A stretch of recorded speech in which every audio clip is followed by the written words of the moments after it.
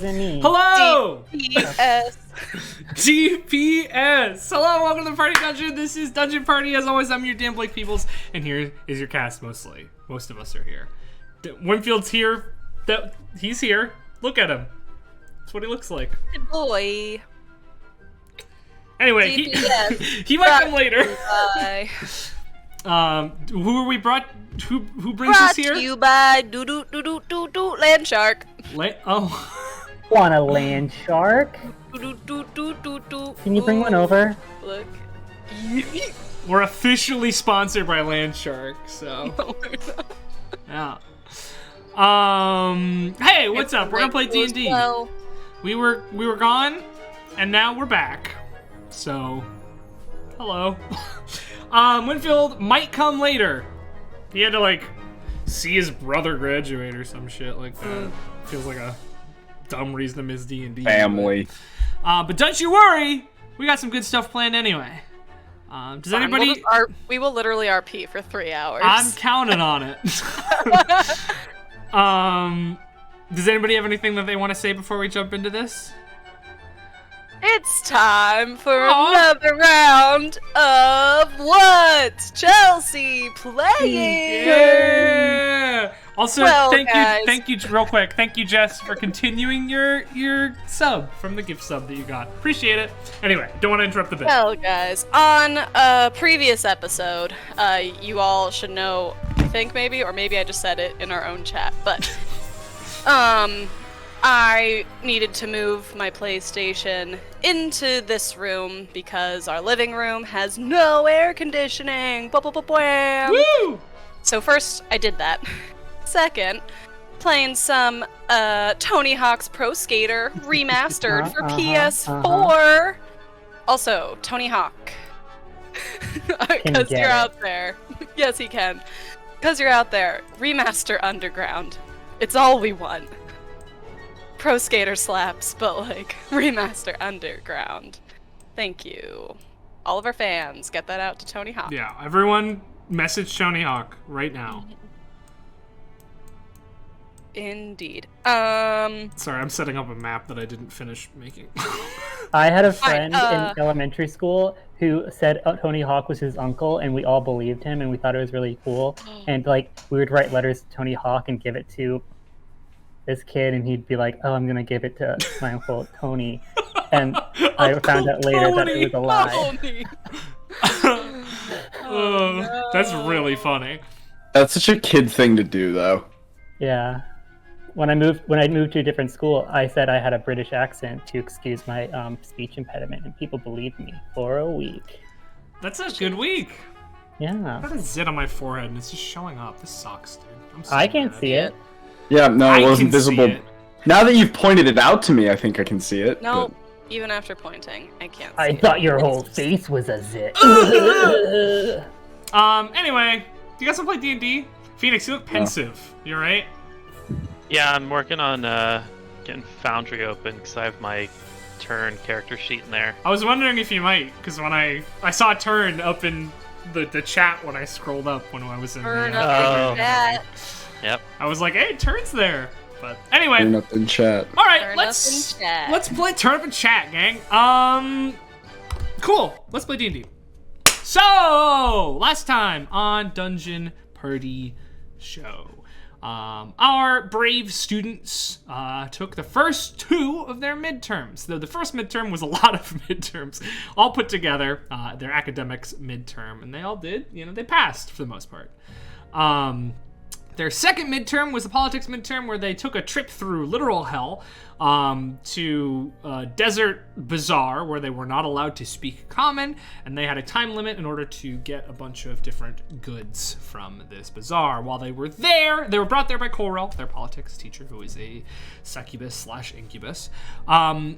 While they were there, they ran into an individual who looked quite a bit like Corel, who helped them out and told them that he owned the whole bazaar. When they got back to Corel, they informed them about this individual. Corel got really spooked, and they went back to campus, not before being detained by basically devil border security for about an hour.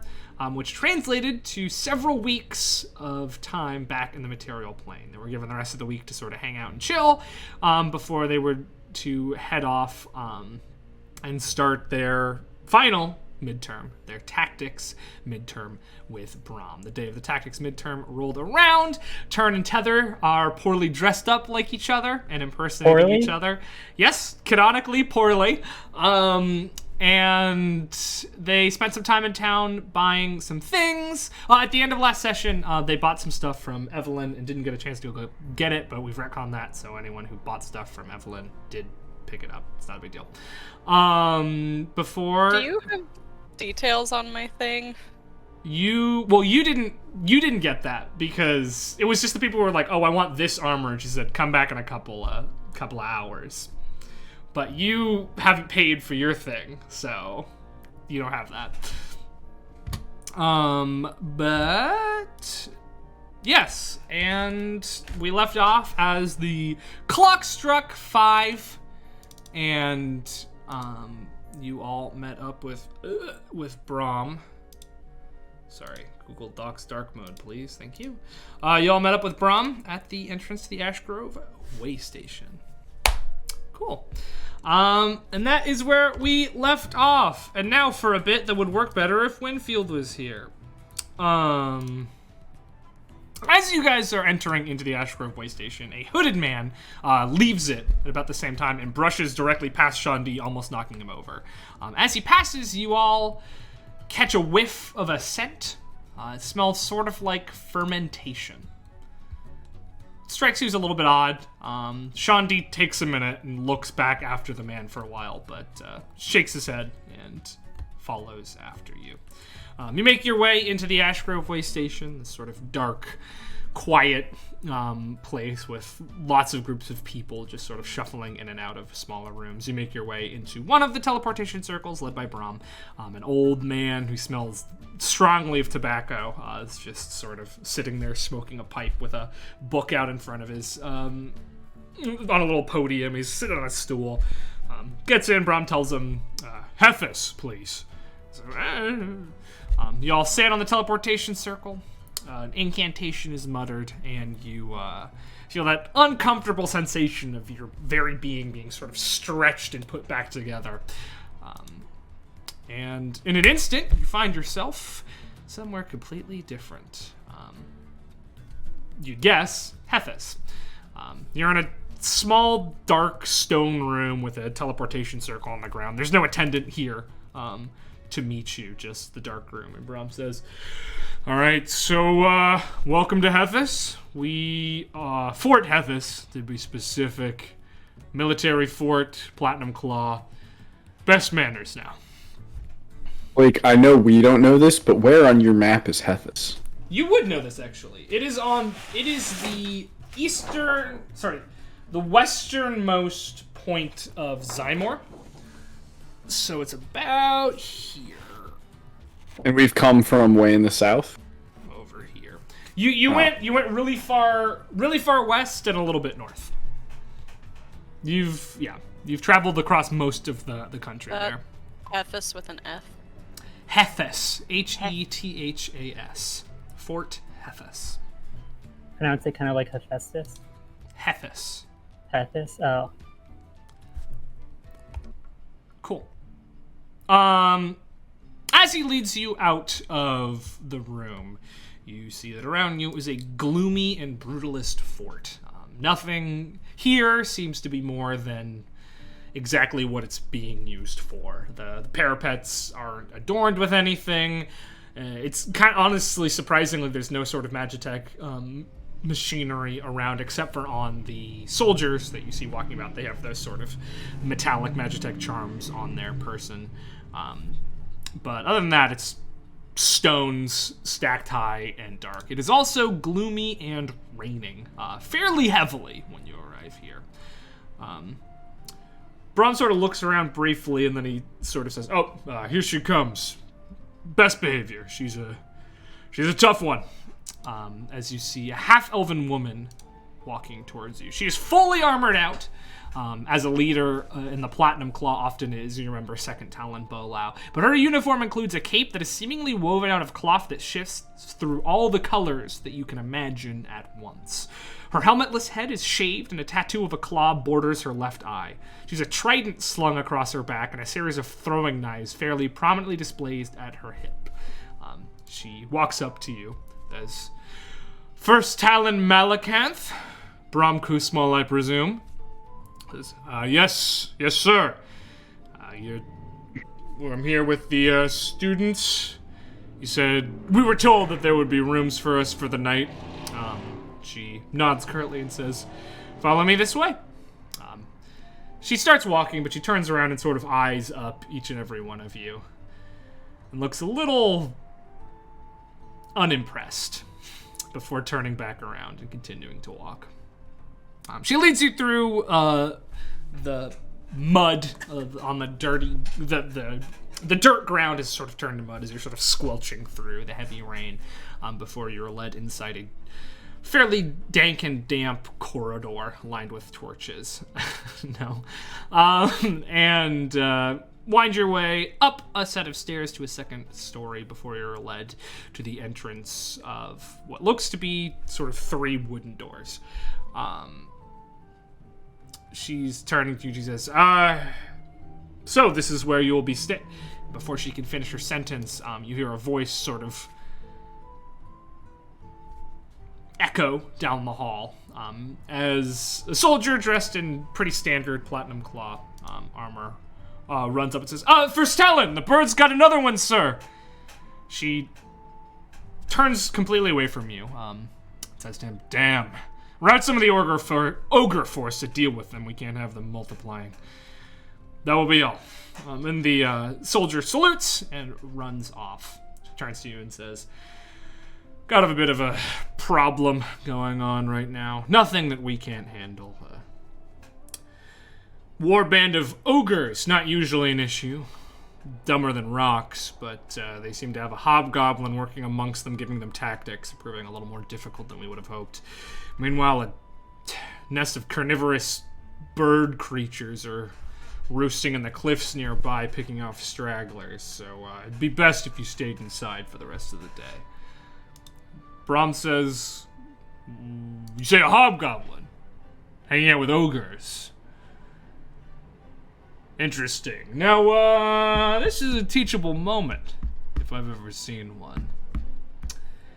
I've had some experience with a hobgoblin similar to the one that you're talking about here. If I had to guess, probably the same one. He did escape custody a couple of months ago from Caerleone.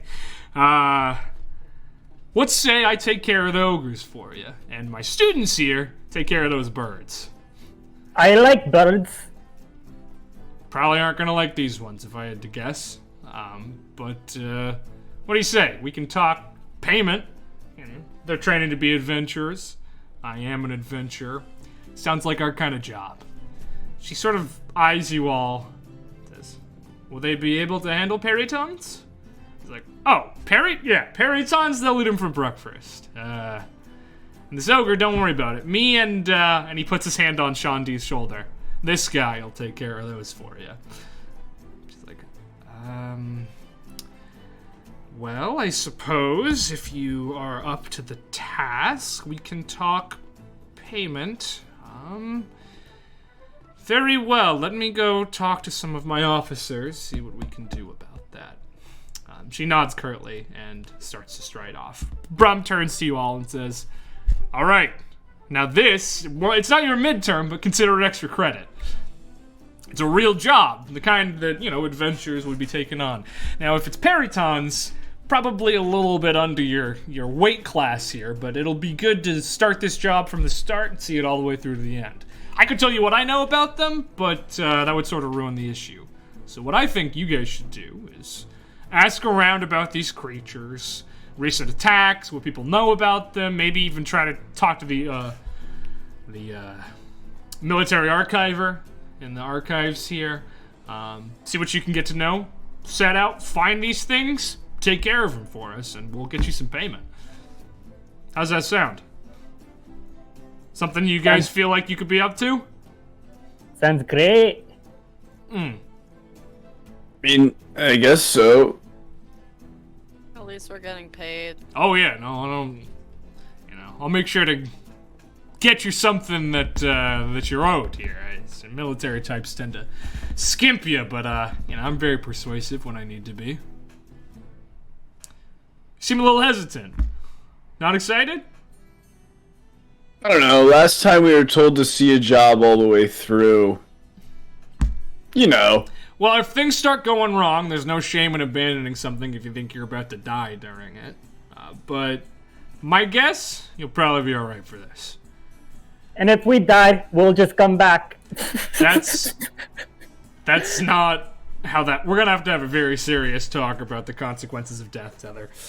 What is... Mix up again. Yeah. Well, okay. Shandi, you come with me. A very special job for you. You'll be alright without him, I'm sure. I think he'll come in handy. Anyway, and he sort of puts his hand on Shandi's shoulder and starts walking him down the hallway. And you are left alone in front of these 3 doors with a potential job. Alright.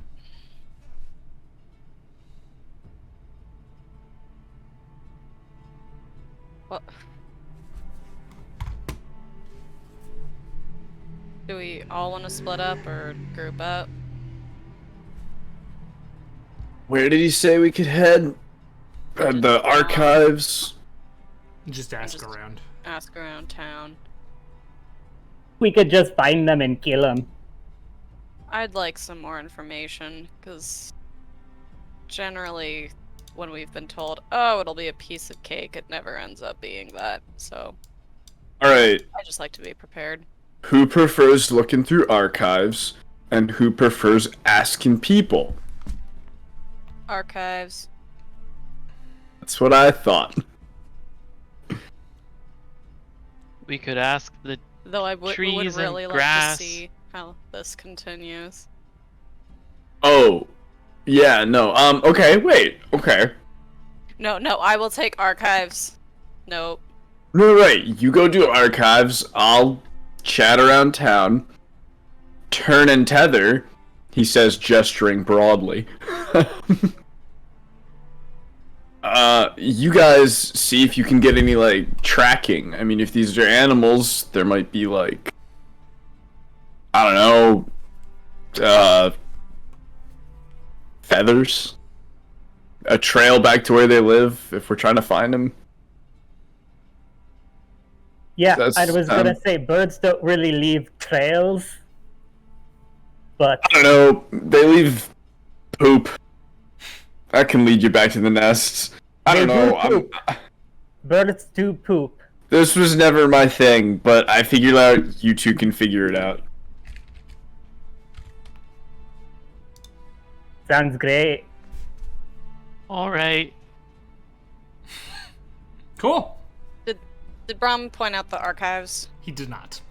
Oh, fuck. Is there a town map? Well, it's not really a town. It's just a big... You are here. Like a mall It's kiosk. just a big That's, fort. yeah. So, no. None of that. Might have to just ask around. Alright, I'll Are you ask sure there isn't around. like a mall kiosk with a boy named Blake?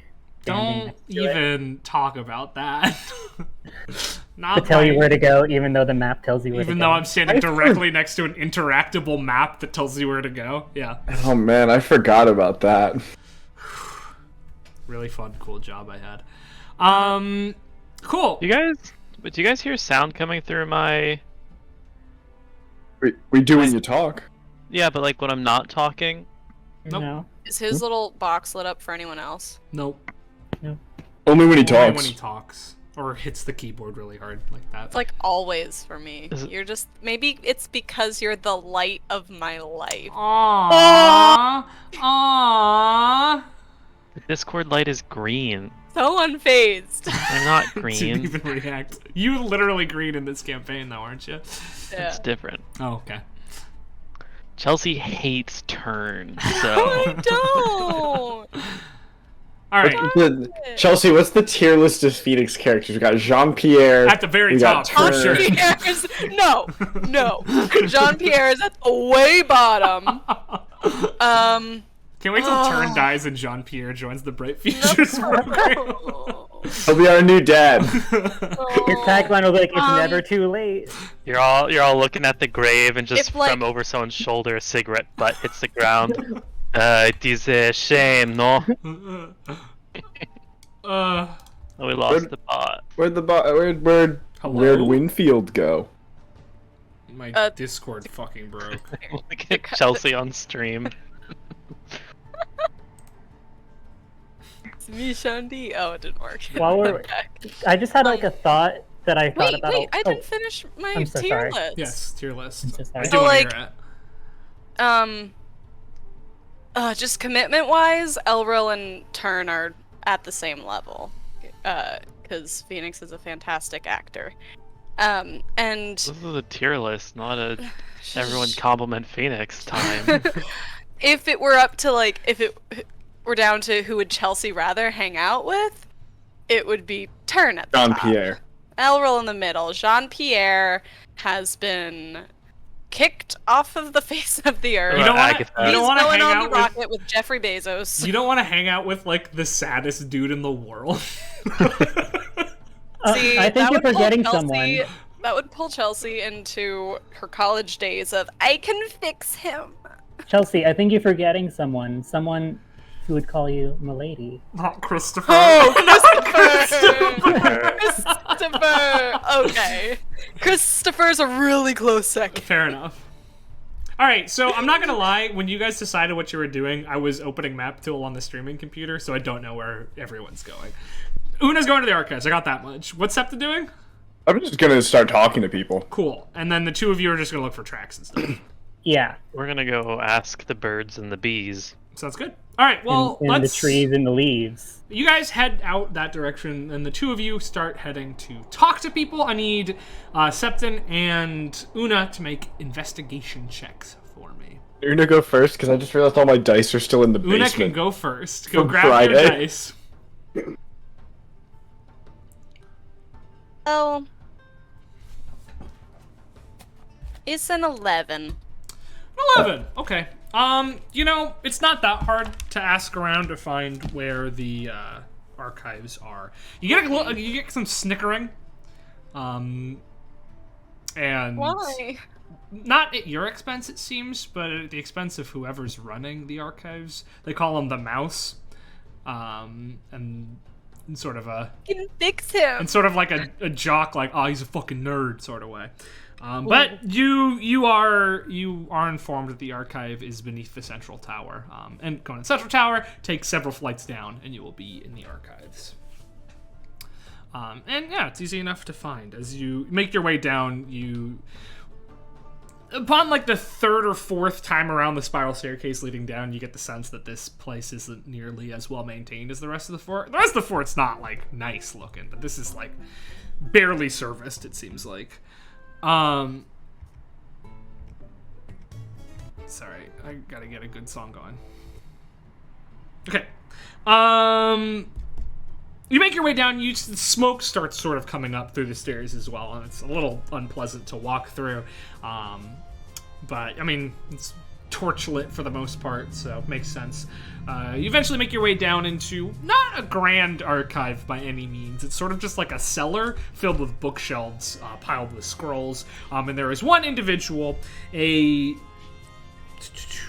mousy, long-haired elf dressed in ill-fitting claw armor, sort of puttering around, like putting things in different areas, like reading little sections of the books and stuff. Doesn't seem to notice your entrance. I hate when I have to talk first. I'm gonna try to just get closer to make it really obvious that I'm here. Yeah, he's like face first into a book, sort of like flipping through and mumbling to himself. Excuse me? Yeah, who? I'm sorry. He turns around. You see he's got like huge bags under his eyes. This dude probably hasn't slept in days. He's like, you're not the normal people who come down here.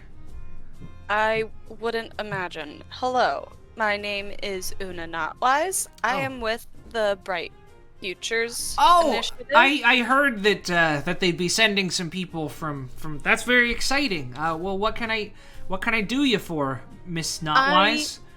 Thank you. I am looking for information on paratons. Oh, with the attacks. Yeah, it's unsurprising. Yeah. I figured someone would come ask me sooner than this, but they don't seem to care that much. So How long has it been going on? Well, it's a little couple of weeks maybe.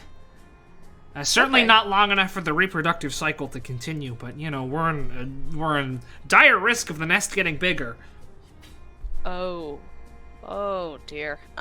Okay. Yeah, if I could just look through maybe a list of attacks or any information, or if you had any information. I've been doing some independent research because I figured it might come in handy if someone came to ask me, which they haven't. But I can tell you right now that a couple of things about Peritons. They hunt humanoids primarily, but they prefer humans, half-elves, and elves because after eating the heart of one of those creatures, a female Periton enters a mateable stage and can have offspring, and can't in any other sort of situation. So they eat a heart, become mateable, and then they have offspring in that order. Of course, there has to be a male Periton there to, inseminate the female Periton. Also, while in this stage, the female is significantly stronger than usual because to make sure that the children will actually be born and come to term and hatch from the eggs, she has to be able to protect them because the male Peritons are, more dispensable. And what were the races again? Humans, half-elves, and elves. Okay. Was that helpful to you, at all? Yes. Very eye-opening and helpful. Also, this is sort of just, it doesn't really matter that much, but just sort of a point of interest that their claws, antlers, and teeth have valuable alchemical reagents, particularly if you can get them off of a female in her mateable stage. Mm-hmm. Sorry, I'm just typing things. No worries. There's some folklore as well. It's not necessarily, confirmed or anything, but they used to be called shadow birds. It's not exactly clear why, but it said they could manipulate shadows, but that's not really on record for any of the actual bestiaries that I've been able to get, but my resources are limited here, so... Okay. Thank you. Yes, very much. Of course. Anything else I can help you with, Miss Notwise? Is there any, a book in particular of, records of attacks? Of the attacks? Well, I'd have to, yeah, of course. I can, and he sort of pulls out a ladder from under a table and puts it up against a wall and starts climbing it and rifling through scrolls. Meanwhile, Septon, let's get an investigation check from you. Wait, an investigation check? Yes, because you're talking around to people. No? I suppose. What would you prefer to roll? No, I guess investigation would be right. My plan was to look for certain types of people. Okay, what kind of people are you looking for? Septon was gonna look for... He's just gonna scan the fort and look around a little. See if we can find somebody young. Like a new recruit or some such.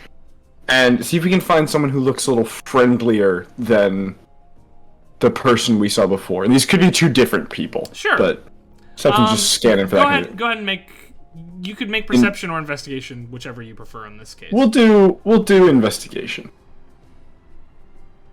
8. I mean, maybe it's just the rain, maybe it's the gloomy atmosphere of this sort of late afternoon, early evening, but nobody looks particularly friendly. This is a military fort. People are standing at attention when they're not actually actively working on something. Most of them have the same sort of grim look that Second Talon Bolao had when you met him, as well as First Talon Malakanth. They all seem that way. Some of them look younger. It's hard to tell, really. They have helmets on and it's raining, but, you know. You definitely notice a medical brigade sort of walking through the fort from one place to another at one point, but other than that, everyone sort of looks the same. Alright. In that case, someone's gonna approach whoever looks like they're not, like, immediately doing something, because he knows they're gonna be no help. Sure. There's some folks just guarding doors around the fort in various places. It's just standing outside in pairs. So Alright, yeah, I'll head up to one of those groups. You approach, it's just two people, both tall, half-orc women, standing on either side of the door.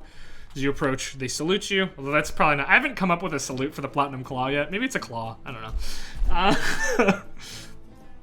Yeah, I don't want that. This... I don't know. They salute you. I'll come up with a salute later. Alright. If you have any suggestions, I'd love to hear them. Can the salute just be a smize? No, unfortunately. Well, because it's a dragon's claw, not a cat's claw. It's a Bahamut thing, but... Ebs, that's cursed.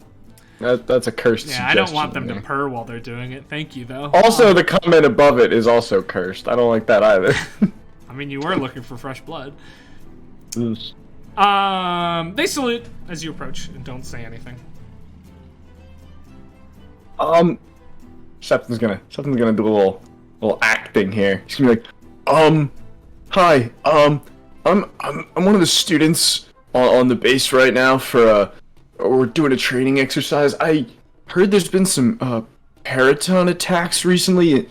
Do you know how worried I should be about that? Is that, should I be ready for that, or is that, you guys have that under control? I'm just really nervous. Just gonna try to play up, Sure.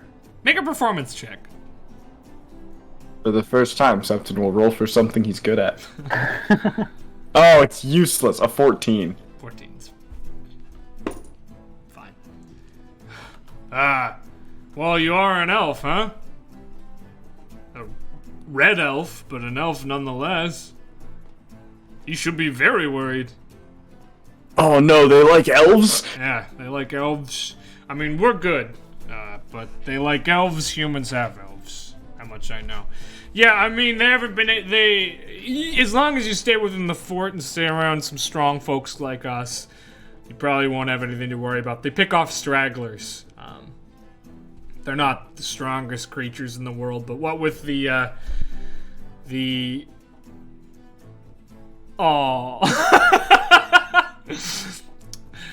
What with the, ogre conflict, we've got plenty of people coming back and forth from the battlefield, and they pick off stragglers, often injured ones, so, should be fine.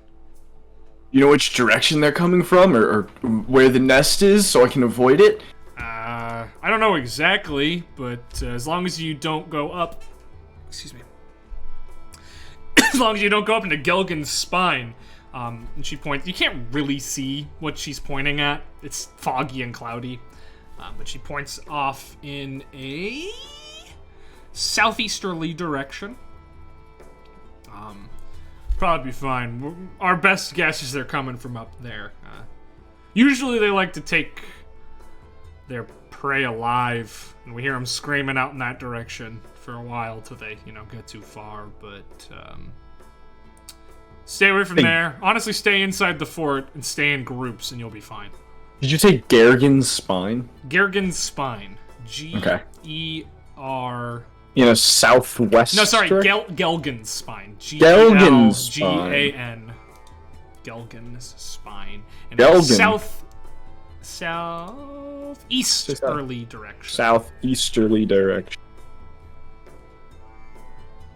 What about Gelgan? His island?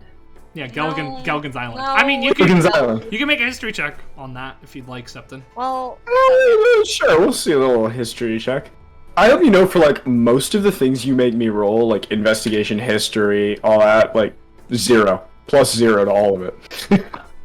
You're a Hey. bard? No Gelgan. You know, sounds like it's a name. It's a name. I don't know any Gelgan. But yeah, you know, stick close to us. We'll keep you safe. Oh, it does make me feel better knowing I have big, strong soldiers around me to protect me. Someone's gonna wink and walk away. That's what we're here for. Alright, Septon's learned a little bit. We're good. Cool. And the two of you. So, it is raining really heavily. Your paper mache mushroom is probably starting to come apart a little bit there, Turn. Yeah. So let me go over our plan here. We don't know where they're coming from. We don't know where they've attacked. We're just gonna circle around. Is that your and look plan? for That's what you're looking for? Well, I look around and make sure that nobody is watching us. Yeah. So, you know, both of us are able to speak to animals and plants. While they're doing all the useless talking to people, we can talk to the people who really know what's going on. And by the people, I mean the animals who Plants. know and the plants who know. Uh-huh. They're out here all the time. They probably know where they live. They probably know where they come from. Yeah. It's probably pretty easy. Like, what's the terrain around here?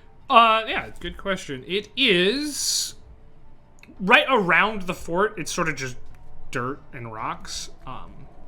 But you know, a little ways out is sort of a series of grassy cliffs. God, I had a good example in my head earlier today. But I can't remember what it is. It's significantly rockier and more mountainous than where you are around in Hagen, but it's not like giant frost-capped mountains. It's like large grassy fields with huge hills and then sort of like rocky crags jutting up out of them. So not a whole lot in the way of trees, probably. Kind of like Mountain Meadow. Sure. Yeah. Yeah, okay. What was it? Mountain Meadow? I think that's what they call, like, the high... Yeah. Like, well, that's kind of a little more grassy than I thought. I'm thinking, like... Yeah, it's sort of, yeah, this is sort of the vibe. Maybe not as, like, lush and verdant, but... Yeah. All I remember is that's what they called it when I was in Colorado, and it wasn't as verdant as that, but it was like... Colorado actually is a pretty good touchstone there. Nice. Oh, I know exactly where we are. Alright. Well, hold that thought. And I do a little... Call over a little bird. Cool. I mean, there's not a whole lot of... It's raining pretty heavy, so most of them are, you know, in shelter. But there are some birds sort of roosting in the fort, and one of them flies I'll over go to you. Catch a little raven or something. Yeah. And I'm gonna go ahead and cast... Speak with Animals. Sweet. You can speak with this bird. Hello there, Mr. Raven. How are you? Hello. Raven voice. We've been hearing tell of Periton attacks. You wouldn't happen to know anything about that, now would ya? Mean those big deer dog eagles? I guess so. Aye, what can you tell me about them? Carrying the metal men up towards the cliffs? They carry the metal men up towards the cliffs? When they can. Which ones? Which cliffs? To that direction, and he sort of beaks off towards the southeast. Ah. Have you noticed anything about when they strike, or what type of prey they like to capture, or Or like, does it seem like they go after children mostly? Like the weak ones, or like Injured ones. Injured metalmen coming back from Blood Zone. Interesting. Carry them off if they can. If they put up a fight, kill them. Take their heart. Oh, they go for the heart. Sounds quite vicious. Tether, are you getting any of this? No, I didn't cast it. Oh, right. I can't remember if you just passively speak to. It's just plants. If you want, I can ritually cast it. It'll take like 10 minutes. I was just hoping you'll just tell me later. I'll just tell you. I'll tell you right now. Can you tell him I say hi? My friend over there, Tether, says hello. Turns to you and sort of flaps its wings welcomingly. Tether, anything you want to ask? While I have the kind Mr. Raven here. No, I think knowing where they are is pretty good. Alright, well, we know where they go, and we know that they go after injured ones, and if they don't, they take the heart. You've been very helpful, and I fish out a little chunk of rations from my bag. Oh, tasty. Alright. You know how birds do. Yeah, they like put it in their beak and they like throw it back. They throw that shit back, dude. Yes. Alright, send the bird off. So, should we go find the others and march our way out to the Perita nest? We could do that, but if I don't know, it's usually when you're in an archive or whatever, that usually takes a while. We could like chart a course up the cliffs or whatever. Also, like go walk out there right now? Like, okay, is it like would it be hard to find like a passage up? I mean, it's raining really hard. And they're cliffs made of rock. Okay. No, okay, let's just go back inside and reconvene with the others. I am feeling a little peckish, so perhaps we can go find some food. There's a tavern nearby, I'm sure, right? Yeah, also, if you're hungry, I can just summon something and we could kill it. That's alright, I'm thinking like something warm. Sort of. If you kill it fresh, it'll be warm. Cold out of my bones. Right, but I'm not really feeling like eating anything raw. I feel ya. Okay, let's go inside. Alright. And RP, prove Chelsea wrong.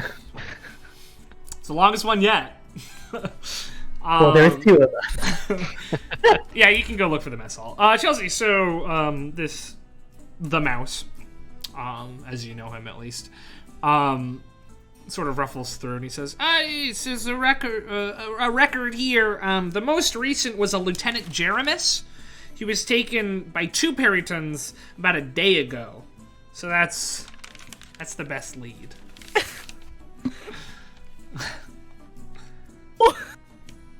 Wait, the same Jeremis? That's a different universe, Chelsea. Don't worry about it. That's a different guy. He lived happy ever after. This one. Gosh.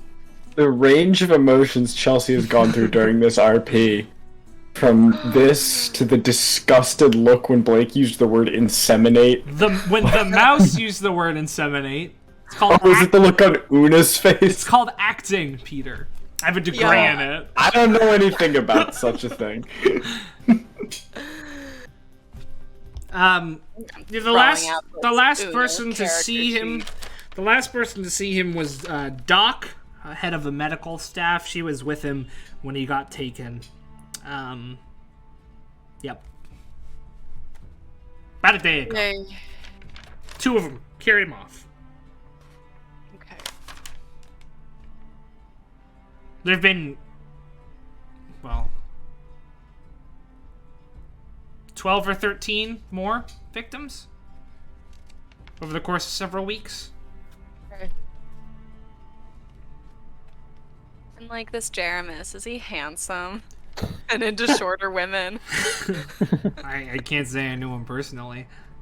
Old campaign jokes. Sorry. Lieutenant Jervis is in this campaign too. You just know him by a different name. What? Oh, true. It's the same character. Yeah. Just called him Johnson in this one. Yeah. Okay. I think that'll be good. Thank Alright. you. Of course, Miss Notwise. Let me know if I can help you out with anything in the future. Yeah. And your name? Oh, my name is Gerson. Gerson. Thank you. Yep. Anytime. She does a little nod bow and scurries off. Cool. You I love Gerson. Cool. The two of you find the mess hall without really any trouble. It's a fast approaching evening, so people are in here eating dinner. It's gruel. It's just sort of like brown stew. It's warm, you know? It's warm. Septim, what are you up to? Oh, I was gonna come back and attempt to find the group after It's probably not hard to chatting around a little. Y'all find your way to the mess hall for nice dinner. You see Brahm and Sean D sitting across the way. Brahm is sort of more excitedly than you've ever seen him, gesturing like and talking to Sean D, and Sean D's looking confused and a little uncomfortable. Oh, he's gonna take us aside one by one to do the birds and the bees. Oh, That makes sense. that makes a lot of sense. So yeah, Una. Not if we've already had the talk. It's true. Not all of you us guys- have parents, Una. Oh no. In fact, I think Una's the only one whose parents we've like heard about. You've heard about Turn's parents as well. Yeah. And Oh, we know that's right. you've had a family. of Not some on great sort. terms with them. But Yeah. But like This is in my terms of first D&D, stable if you have parents, relationship you're in the with them. minority. Yeah. Which is exactly why I gave Una Yeah, parents. she's got loving parents. Because I was like, Finn doesn't give a shit. Yeah, you meet up with each other. Their disguises are a little water worn, but you know, still on, I'd imagine. The green gangs. Hello. Feather and Turn, and I go to the correct people. Well, incorrect, but nod at them respectively based on their disguises. How was the archive? It was really good. Well, not good, but I got good information, I think. Basically, the Peloton. Peloton. Pelotons. Periton. The Peritons, really like, humans, half-elves, and elves, because if a female eats one, they get very strong and then can procreate. You better be careful, Septon. Yeah. Yeah, I guess so. That's kind of the same thing I was told, but like, I'm an elf, so I should be worried. I also heard, apparently they're from an area called Gelgin's Spine, which is like to the southeast of here. We So that heard could be an too. area we start looking. Yeah, we talked to a raven. It said the same stuff.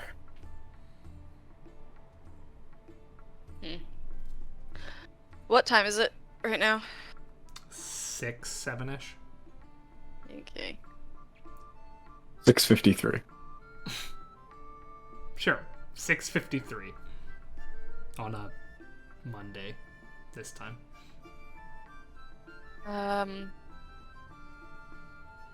How do people feel about going right now? Sounds fine. Well, it's like 6:50 in the evening, right? Yeah, it's nighttime. I mean, do we want to head out at night, or do we want to? I am down. It might be difficult to climb those cliffs in the heavy rain. True. Don't want to slip.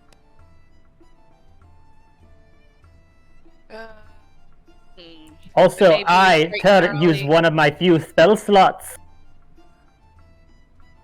Okay. How quickly are we supposed to handle this? Brahm is in the room if you want to go ask him. Let's ask him. Who's going? Oh. You don't go. The whole gang. Yeah. As you approach, you hear him saying, "No, I promise it's gonna work. I know it sounds a little. Yeah. How's it going? How's the hunt going?" Well, we know what they do and where they are. Great. What do you need? Well, we know a for? direction. Hey man, that's a great place to start. Accepted. How long do we have to do this? Oh well, Shandi and I are gonna go head out pretty early in the morning / late in the night, however you see it, to start our operation. We'll be back tomorrow afternoon, is my guess. So, what I'm gonna guess is we can probably stay the night here tonight and tomorrow, or maybe we'll head to the tower tomorrow after we finish up, and then camp the night there before your test starts. Oh, sorry, wasn't supposed to say tower. Surprise. All right. Cool. Get the significance of the surprise. Your midterm's taking place in a wizard's tower. I can tell you that right now. Old one. It doesn't belong to anyone anymore, but don't worry about it. Well, I'll fill you in more once we're there. Got it. So, I mean, we could probably do this like tomorrow morning. If you guys want, we can probably hike out now and camp under the stars, so we're closer in the morning. And in the rain. Who doesn't like the rain? I used to sleep in the rain a lot. I Rain? used to sleep too. Una, thoughts?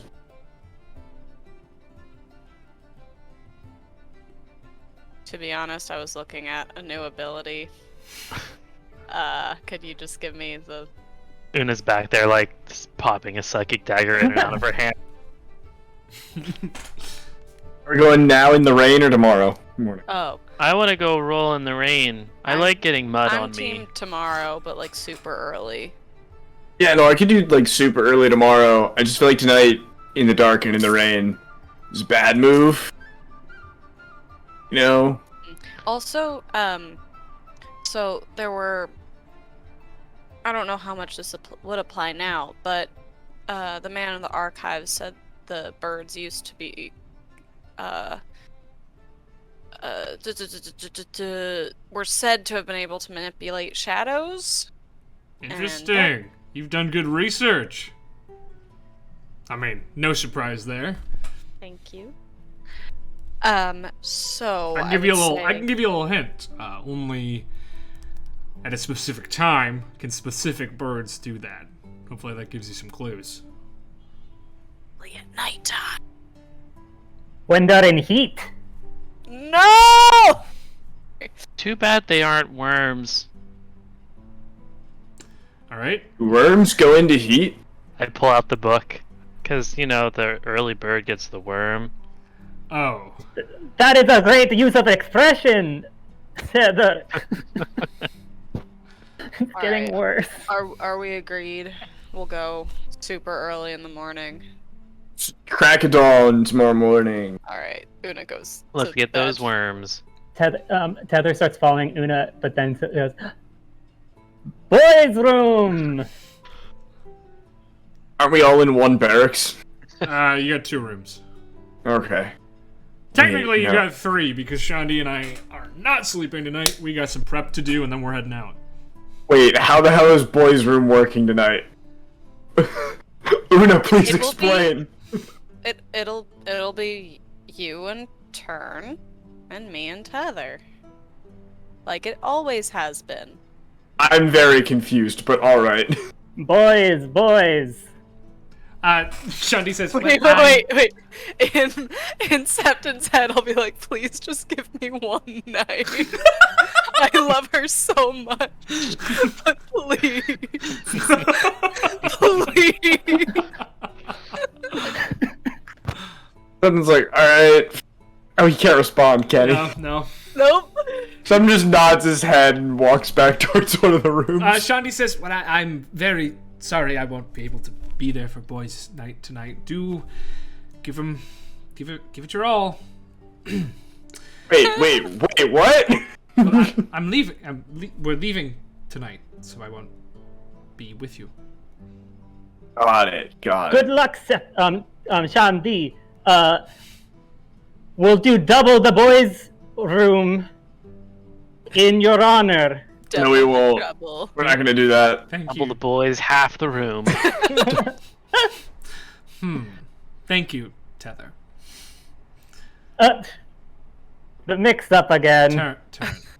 Alright, without Oh, Shandi, does that. without Shandi with us, there'll be no sword polishing tonight. True.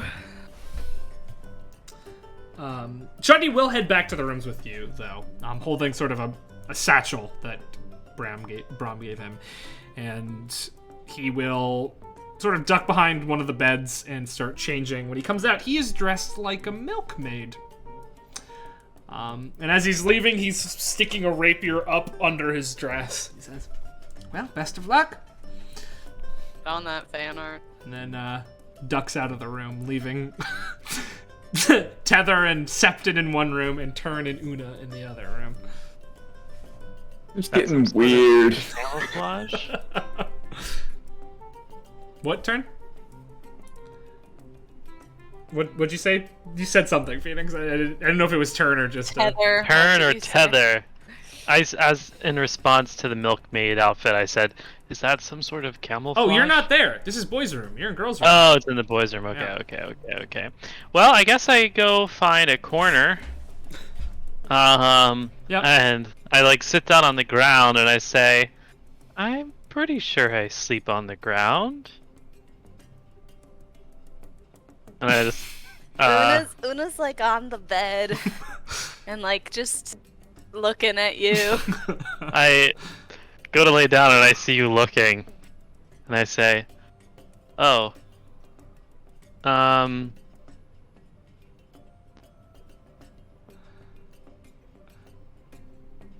good night." Good night. Did you have a good day?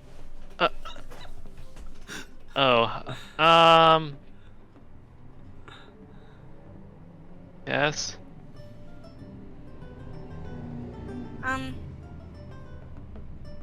Tether, can I ask you a question?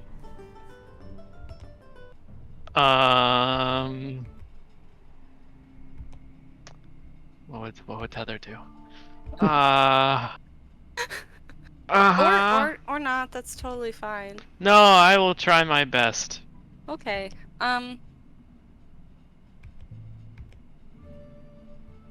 Did Turn mention anything about his backpack?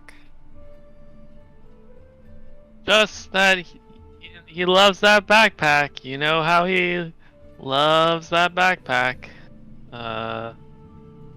So... Yep. We were pretty busy talking to birds. One bird. And eating some hot slop. Oh. We didn't get a chance to talk about a backpack. Okay, I should probably let it go at this point. Good night! Yay. Very different than boys' room in here. Anything happening in boys' room? My main bro.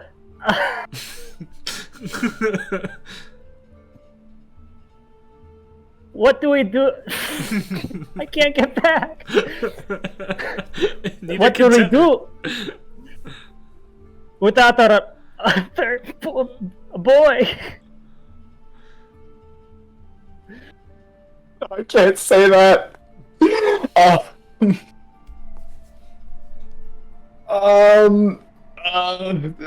know, normal boys room stuff. You know, Shandi polishes his sword.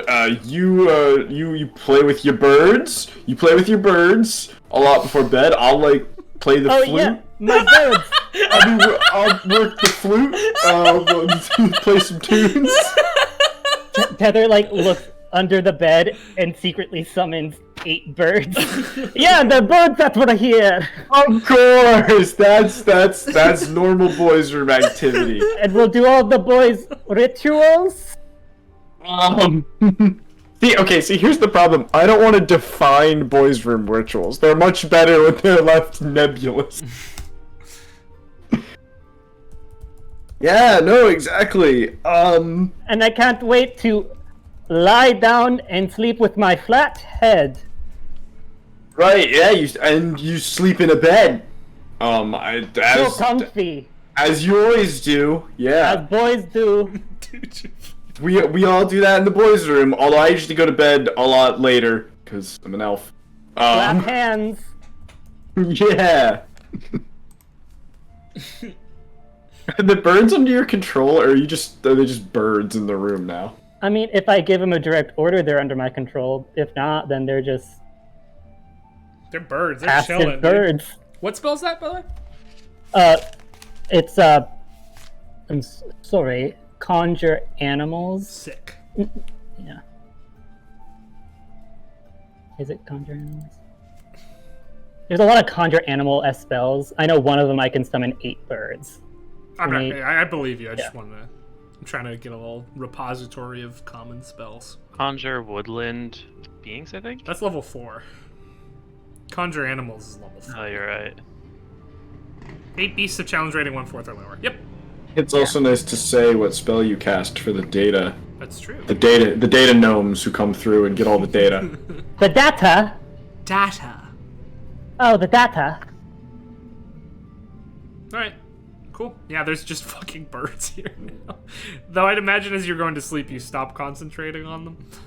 Once I go to bed, yes. You concentrate in your sleep. Septon, who is still awake, is gonna either open a window or door to allow the birds an exit. They fly. So they are trapped with uncontrollable birds all night. Yeah, and Tether sleeps uncomfortably with their mushroom cap. Yeah, I don't know. Septon will go for a walk for the 4 hours before he goes to bed. Yeah. I mean, well, while you're on the walk, you do notice a gnome dressed in medic gear with a pretty fresh wound on her face. Is she, like, bleeding currently? No, or like, probably happened within a day. It's like just walking around the fort? Or? She's checking in on the guards, sort of talking to each one as she goes past. Yep. In passing, you can hear that everyone's calling her Doc. Got it. But, you know, other than that, pretty standard nighttime military fort. Alright, then I'll just crash after a while. Cool. Alright, yeah. The morning comes, and as it does so, the rain stops, sort of. It's still drizzling and gray, but it's not, like, battering down on the roof anymore. But morning comes, Tether, you wake up with just a miserable crick in your neck. Turn, you wake up very sore, sleeping on a stone floor. And the other two of you wake up fine. Though there might be like night of sleep she's had in months. there might be a brief moment of what when you like in your waking up brain see the other two there with you, people you're not used to being in a room with, but it all comes back to you before too long. What do you want to do? Meet downstairs. Let's get a move on, baby. Sick. Yeah. And you keep your disguises on, no matter how like deteriorated they are at this point. Yes. I'll keep. Yeah. But if you want to stop, turn. We can stop whenever. I'm gonna go downstairs, and when I go downstairs, when you come downstairs, are you still wearing your disguise? Yeah. Then we're still doing this. Cool. Yep, still on. Yeah, the other two of you are fairly well rested. Beds are probably a little bit less coffee. There is, yeah, sure. There's coffee in the mess hall. Oh yeah. It's little like espresso shots though. It's a normal cup for me. it's a pretty standard cup for you. A dangerously high dose. Nope, it's perfect. How was girls' room? Honestly, fine. Between you and me. Wait, are the other two down there? They're like snickering in the corner and like adjusting their hats and stuff. I've been kind of messing with Tether. What are you doing? I feel a little bad. So, on the walk up, or to the teleportation circle, I think it went well. I tricked him into thinking that Tether has a crush on one of the boys. But I didn't really specify which one. I left that ambiguous. Okay. First of all, that's very funny. Thank you. But second of all, if this comes back to be an issue for me later, I am going to blame you. Completely fine. I'm figuring no harm, right? If it gets too bad, we'll say, look, you guys pulled a prank. I pulled a prank. It's fine. Yeah. Alright. Yeah, no, that's not a big deal. Maybe I think it was a bit of payback for Turn kind of freaking us out the other day. Yeah, still a little weird, but I'm not super worried. He seems like I don't know. I've never gotten a bad vibe from Turn. No. In the other corner, I'm just picking up random pieces of paper and spitting on them and putting them on his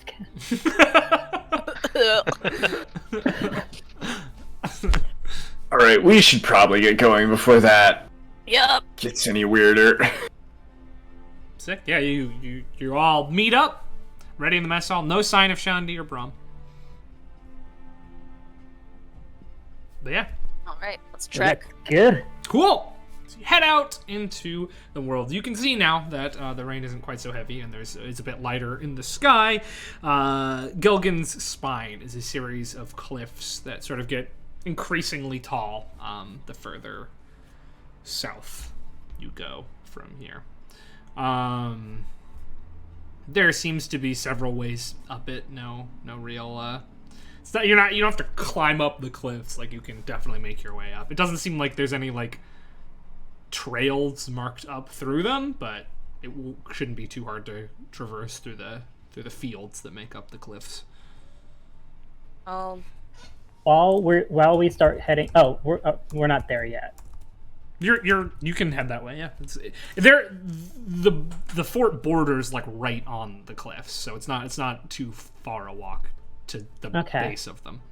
Well, once we're like starting to go up them, I'd like to like maybe make, I don't know, would it be a survival check to start like looking for signs? Yeah. Survival. Yep. Totally. Cool. Una was gonna suggest that Turn or Tether take the lead anyway. Turn takes the lead. Because Turn takes the lead. Right. Yep. Yes, he do. 17. Cool. So it's not easy to track a bird after it's rained, but you've spent some time in nature, and you're able to pick out some of the signs. And even more than that, just like with a quick cursory scan, you can see something hanging off one of the cliffs a couple of miles up, until you decide that's probably the way you want to head towards first. Takes you like half an hour to sort of wind your way up through switchbacks around to it, but when you make your way to there, you find a dented and destroyed set of platinum claw armor sort of spread about. The leg pieces are at the edge of this cliff. That's what you saw, sort of the tabard swinging down, and one of the legs is just The leg is still in there of the person, as it's sort of been crushed and was unable to come out, and it seems as though it's been removed at sort of the hip. And then heading up, sort of directly south, the rest of the armor is sort of scattered every couple of yards. Something tells me this has something to do with what we're looking for. Great. Well, onwards and upwards. Oh yeah, I mean you follow the trail of armor and it takes you like several yards to the south, but the trail sort of stops there. Either that's all the armor, or that's all the armor that fell off of whatever happened here. You scan for a couple yards in every direction and you can't find any more. You said the trail ended? The armor, yeah, there's no more armor. You follow it for a while, but it doesn't take you all that far. It seems as though it was quickly shorn off. But there's still like a way to go up still. Oh yeah, there's way more cliff, but you're not totally sure which direction you would need to go. You could go straight south, and there's like it leads up to a tall cliff over here. There's sort of a westerly route that goes down a little bit into a small valley and then up slightly, or you could head back the way you came. I'd say whatever leads to the tallest cliff. Cool. Does that make sense? Yeah, totally. You can absolutely head that way. Cool. You start heading off in that direction. It doesn't look that far away, but it's one of those sort of natural optical illusions where it's like, since it's so tall and the main landmark, it is going to take you like about an hour to make your way up. Sort of, you go straight for a while. You have to cut around a couple of rocky outcrops before you make it to sort of the base of this cliff, and you see that winding its way up for a while, there is a path that is connected by a very thin sort of rock bridge to the tallest peak. You do see, hanging off of that peak, some discoloration and what looks to be some pieces of cloth and potential viscera as well.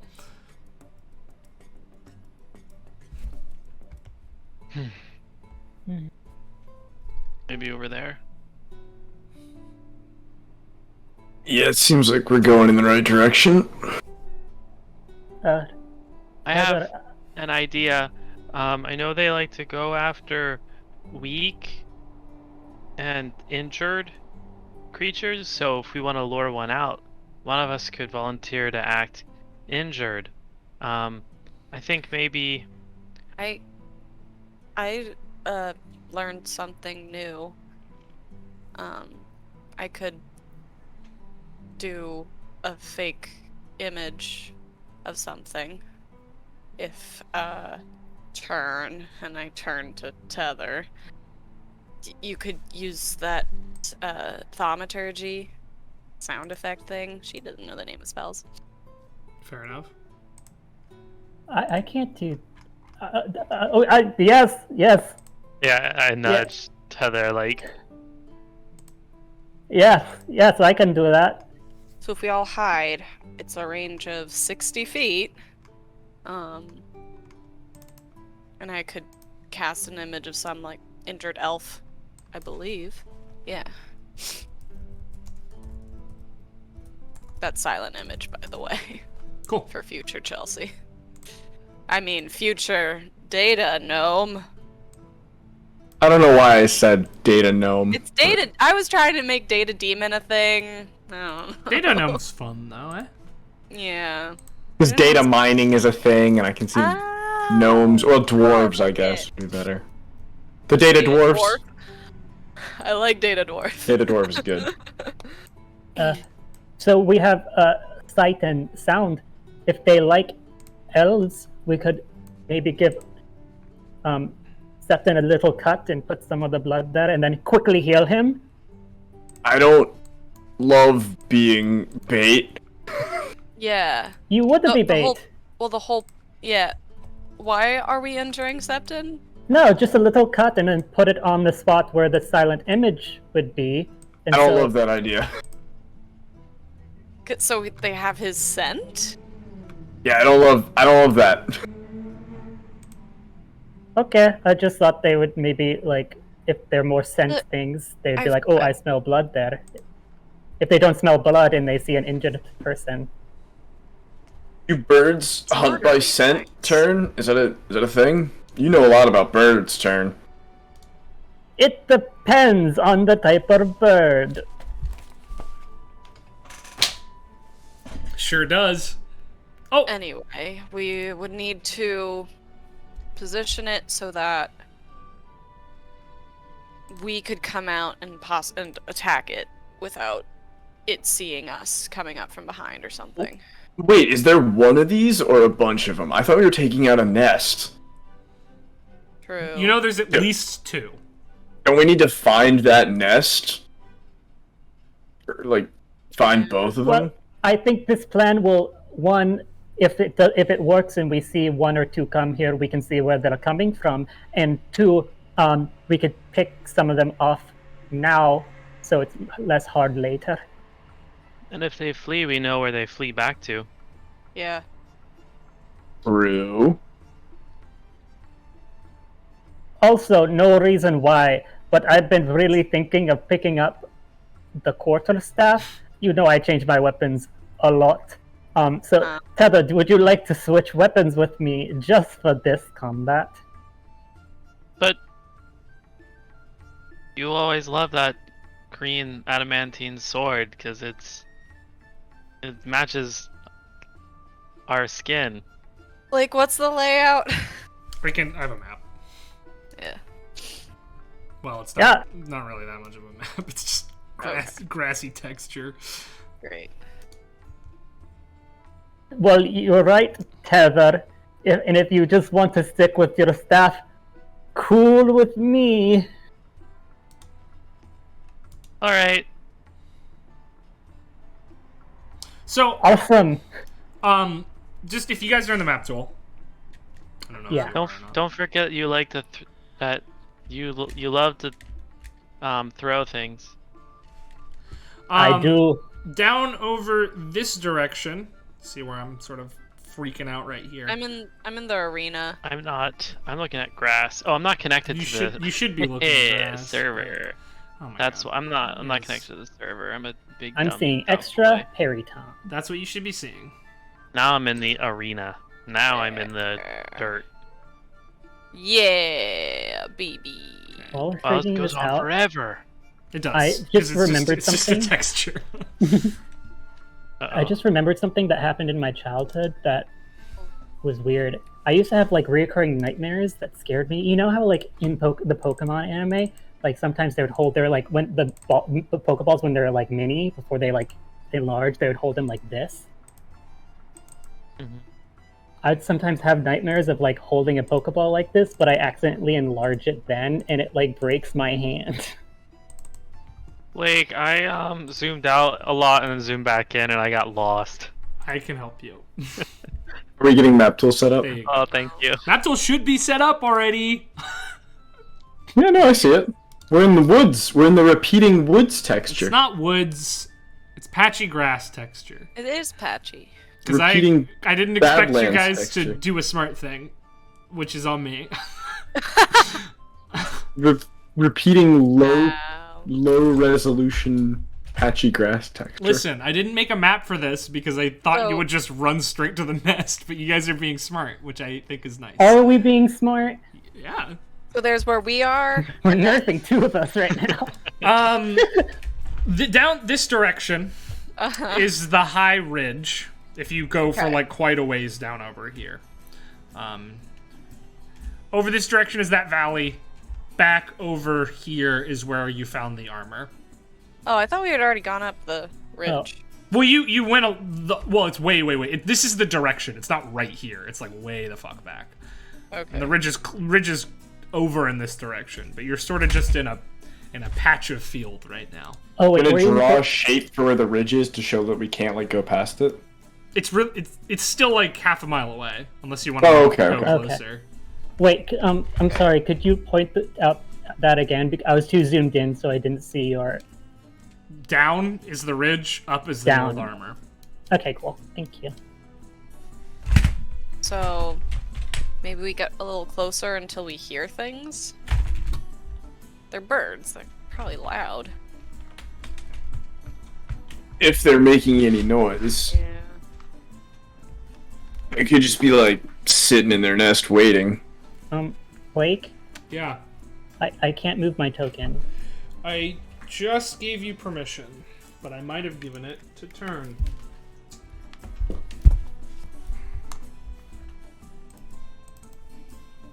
You have permission. I'm trying to... Okay, the bit's done. I knew what you were going Oh, for. you're trying to Thank you. move Turn. Alright. Yeah. Oh, you're trying to move. Alright. Oh, you're trying to... Oh, wait, one Alright. sec. Oh, no. Uh-oh. A row? One sec. Oh, no. I unmuted stream on the computer so I could hear it just echoing forever. It's not great. Okay, so... No! Okay, so... No! Is everything alright? No! Is everything alright? Should we distract stream for a little? Should we distract stream? Don't make any noise. Distract stream. Don't make any noise. Distract stream. Don't make any noise. It's like Don't make any horrible. noise.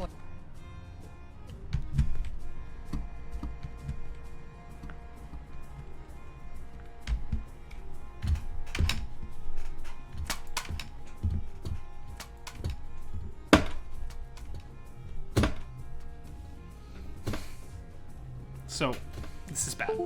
So,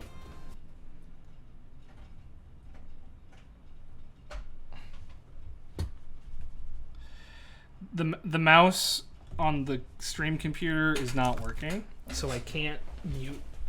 Oh, this is the worst. Also, can't hear you guys. We love this.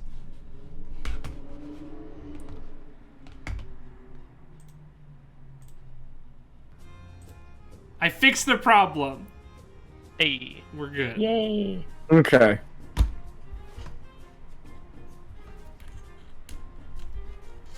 It So, was what were we very. doing? It was like dropping a beat. It was weird. I didn't like it, and I would like it to not happen again. I think we're just trying to get closer until we start hearing them or see one. We move under stealth. I would Yeah. like you to make stealth checks. Yes. Tether, pass without trace in 3, 2, 1.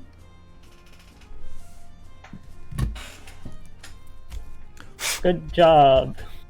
Thank you. I used up one of my spell slots, but it doesn't matter because I have like 10. So many. Close, you have 9. 22. 23. This is with the bonus, right? Yeah, add the plus 10. Oh, not 20. Woo! Unnatural 20. Sweet. So you are moving quite stealthily as you head your way down in that direction. Cool. So, as you head closer and closer to the ridge, you do start. Oh, wait. I have disadvantage on that now because I am in half plate armor. Crit fail. Okay. You rolled a nat 20 and a crit fail. Yeah. Oh, goodness. Cool. So Wait, why are we moving forward? I thought we were making it a... you decided to go to see if that was the place or not. Because somebody had to make a decision over whatever this is. Yeah. And the decision was to move forward, and move forward you did. Quietly for a while. Trip and roll down some rocks. Yeah, you don't see a little shrub, and you just trip and you land with a loud clang. Your tether hat flies off.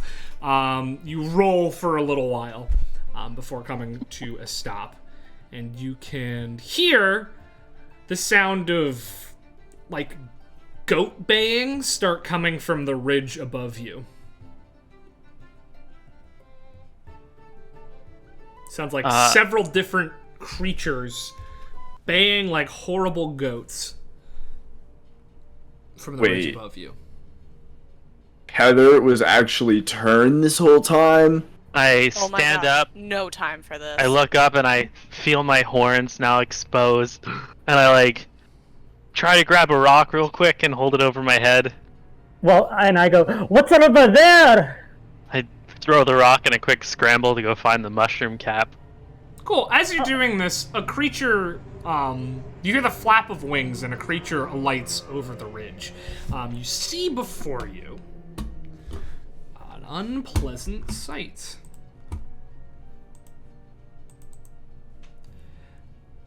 Change to token.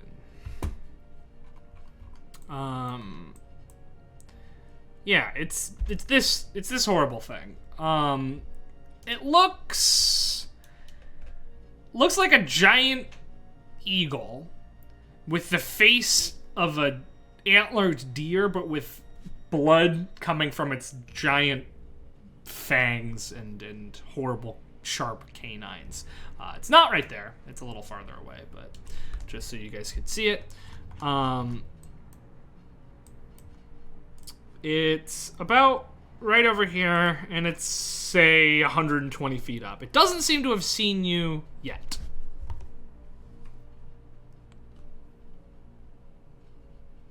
But it is flying out in your direction. Is there Slowly anything... reaching for the mushroom cap. Is there any structure nearby that we could hide behind? What you see is what you get here. Okay, it's flatland. Did you make your silent image like farther away from us, and we can do the plan kind of rough and dirty? Farther away from us, or like closer to it? Either or, I'm sure I feel whatever like you it'll- do is fine. I feel like it'll be strange if it suddenly pops up out of nowhere. Well, But- I mean, when it finally sees us, we'll pop out kinda out of nowhere. Sure. Okay.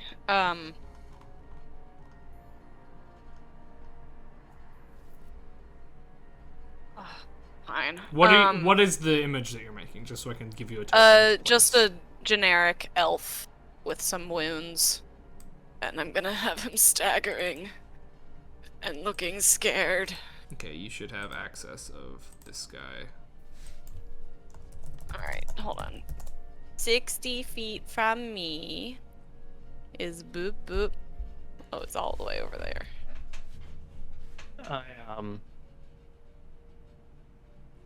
In turn, you're probably like over here at this point. Okay.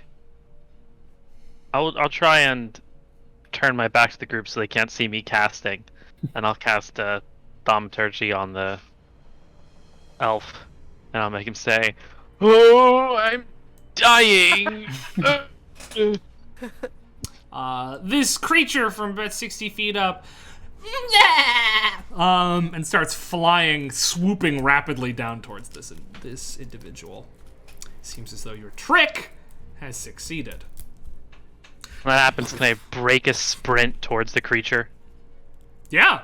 Do you want to wait till it reaches a certain altitude, or you just want to like immediately start running? I want to meet it there. I want to time it so that when it gets there, All right. like just there a second later. It's definitely noticing you as you're running Noticing towards the you. guy, but that hasn't stopped this descent at all. I want everybody to roll initiative. Sick.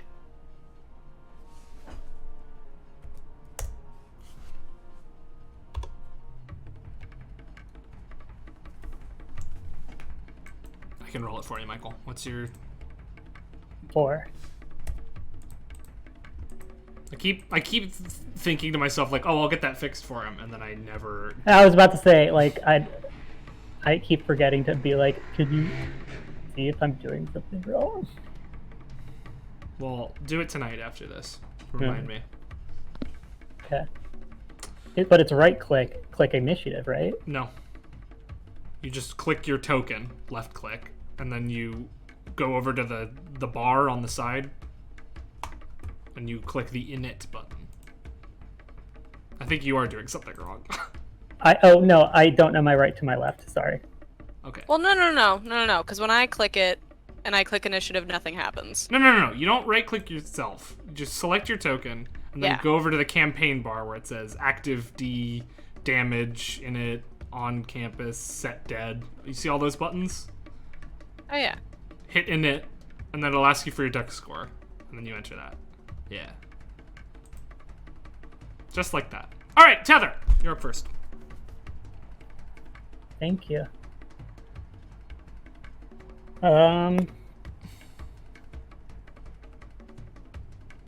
What, 60 feet away? Can measure. 55. I don't know.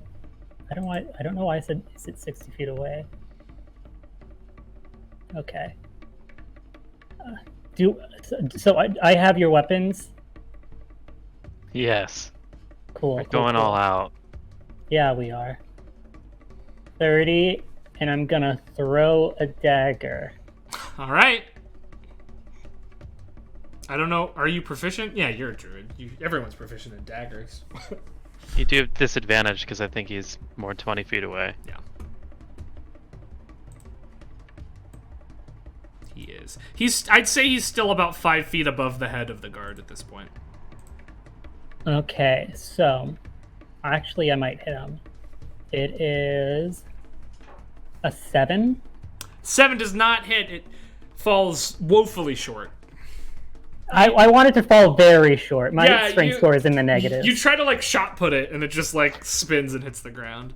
I try to do like a softball pitch. Yeah, it's not how one would throw a dagger. But hey, you're trying. Una looks at Septon and rolls her eyes. And it's your turn, Una. Well, yeah. This is how you throw a dagger. What? Okay, whatever. Alright, I'm just gonna run up. Hold on, let me get to my attack tab. And yeah, I've got the range. Come up. Where's the ridge so I don't go too far? It's still a ways away. Don't worry about it. Okay. You're in no worry of falling Yeah, off. I'm gonna come up by here. Cool. Oh wait. Could I have made that? No, I could not have. That was 40 I was gonna. Yeah. I've got so much range on these daggers. Let's say I boop back. Does that sound Sure. good? Cool. And I will throw. Sweet. Go for it.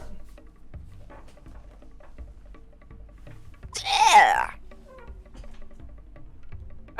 12. 12 does not hit. No, it doesn't. Again, please. How about a 24? 24 will hit. Go ahead and roll your damage. Thank you. Do I get sneak attack? You do. Cool. Bonus. Do.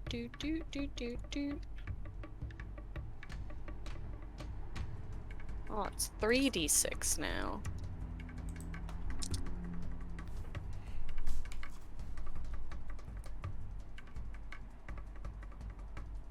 Alright.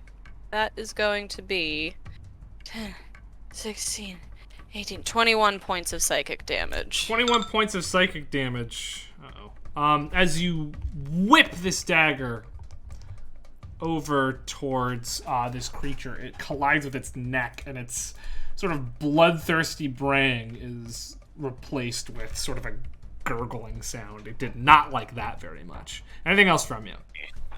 That's gonna be it. Cool. Also, this is just for future Chelsea. I'm sorry, I'm bad at math. It was not a 7, it was a 9. Thank you. A 9 what? Cool.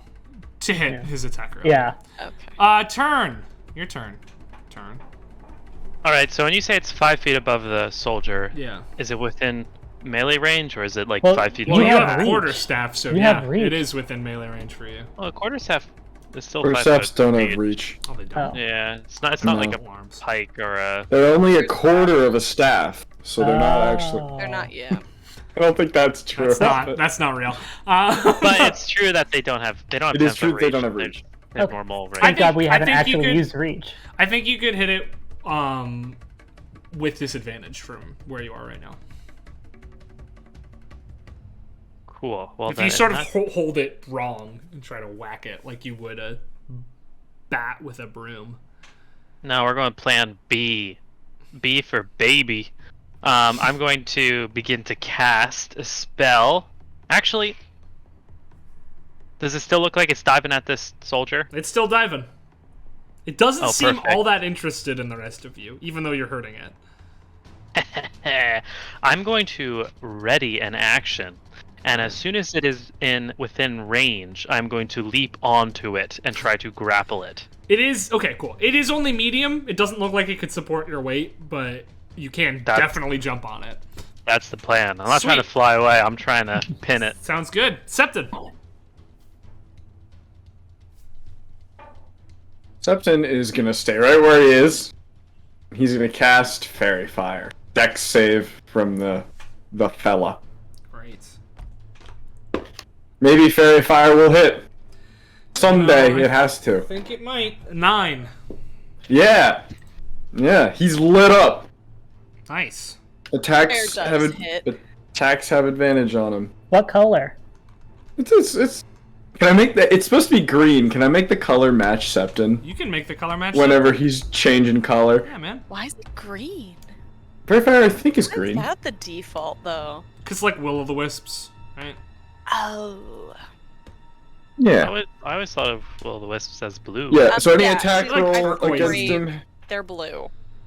Not Yeah, not the official D&D miniature version. Those are green. Okay. I can't So very attack fire rolls like- are an advantage. I don't know if that means a grapple check is an advantage. What are the terms?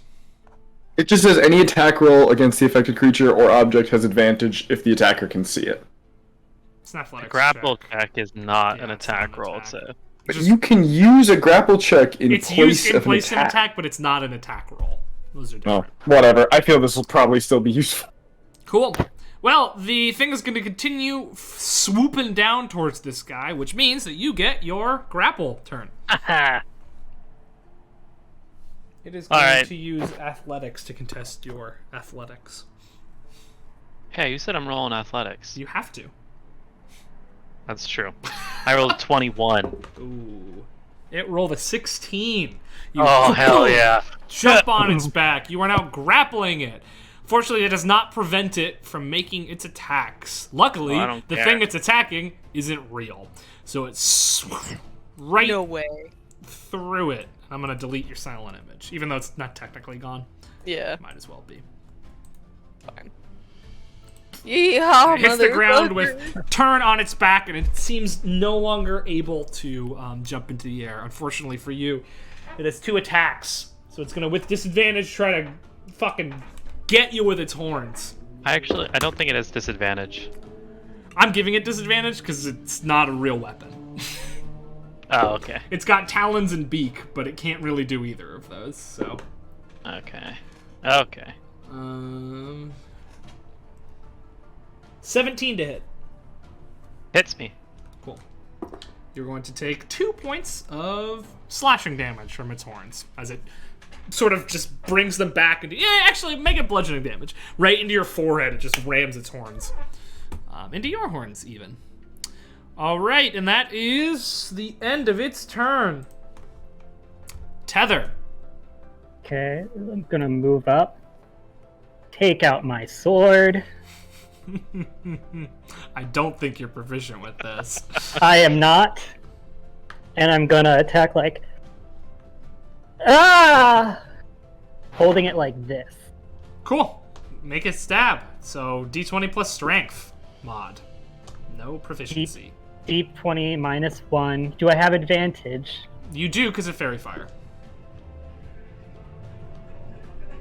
First one's a 3. I won't do it. 17. 17 will do it. Go ahead and roll your damage, which is what? D10 because you're two-handing it, plus your strength modifier, or I should say minus 1. Isn't that minus 1? D10 minus 1. Kind of imagine Tether like turn, kind of trips Hold into onto the it. sword and the turns. No! I was so nervous I was gonna hit you. 5. 5. That would've been great. As you slam, you hit, but it doesn't look like it affects it that much. Non-magical sword. Una. The adamantine sword isn't Adamantine's just a really nice kind of Metal. metal. Just a fancy. Do I realize that as I'm wrestling this bird? Yeah, you're on top of it. You can see that your sword. You know how your sword slashes. It didn't slash as deep as it should have. As I'm wrestling the bird, I say, "Turn, toot, toot, magic flute." But again, Okay, can I stow the sword? Is it like a bonus action? Well, to activate it, yeah, but you don't have an action yet. You couldn't attack this turn. I know, but I'm gonna activate it. Oh, okay. Yeah, you gotta learn how to play it though. Do You can't. As you try to play it, you are unable because it requires attunement. So you sure ain't attuned to it. Do do do do. All right, Una. first attack I rolled a 12 again. 12 does not hit. Nope. Ugh. You have advantage though. Did you roll that first one with advantage? Because I did not. Because fairy fire. You're right. Hold on. Okay, 25. 25 will hit. Okay. You absolutely get sneak attack on account of the Hell turn yeah. just wrestling this thing.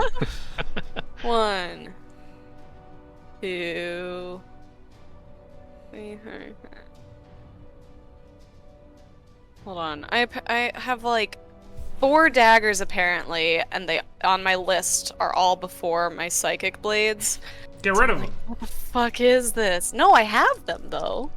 When are you ever gonna use them? If somebody has psychic resistance, It's not a bad idea. thank you. Is it psychic or force that's their rarest resistance? Force. Force. That's going to be 10, 13, 16 points of psychic damage. That you throw that right into this thing's head, and once again the antlers come back, turn, but you duck your head back out of the way, and with that force, both of you go tumbling backwards as this thing collapses dead on top of you. Oh no. I'm gonna run in with my little halfling body. Yeah, Push. You push the periton right off, and yeah, I mean it is dead now. Did you tell us that the teeth are valuable? Told Chelsea or Una that it's teeth, antlers, and heart, talons. What did I say?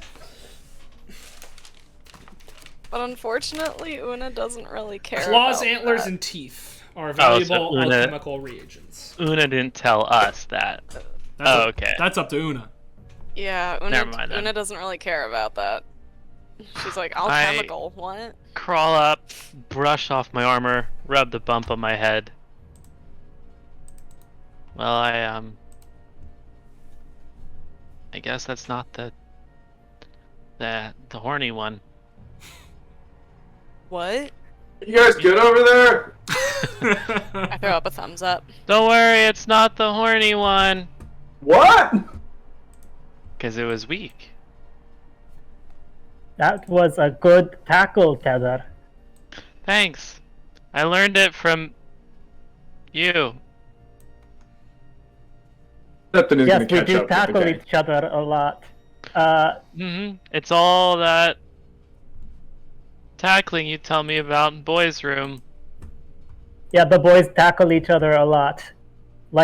And then I try to tackle Zeptin. You're rolling a straight. I'm doing athletics roll, Is this a shove check? a grapple. Athletics -1. 3. Okay. Are you contesting? Yeah. 24. He just runs up trying to tackle and you just like push her off of you and No, I was more picturing just like no movement. Oh, Just yeah. Yeah, like. like Yeah. just stands there. Yeah, that's what we did to the bird.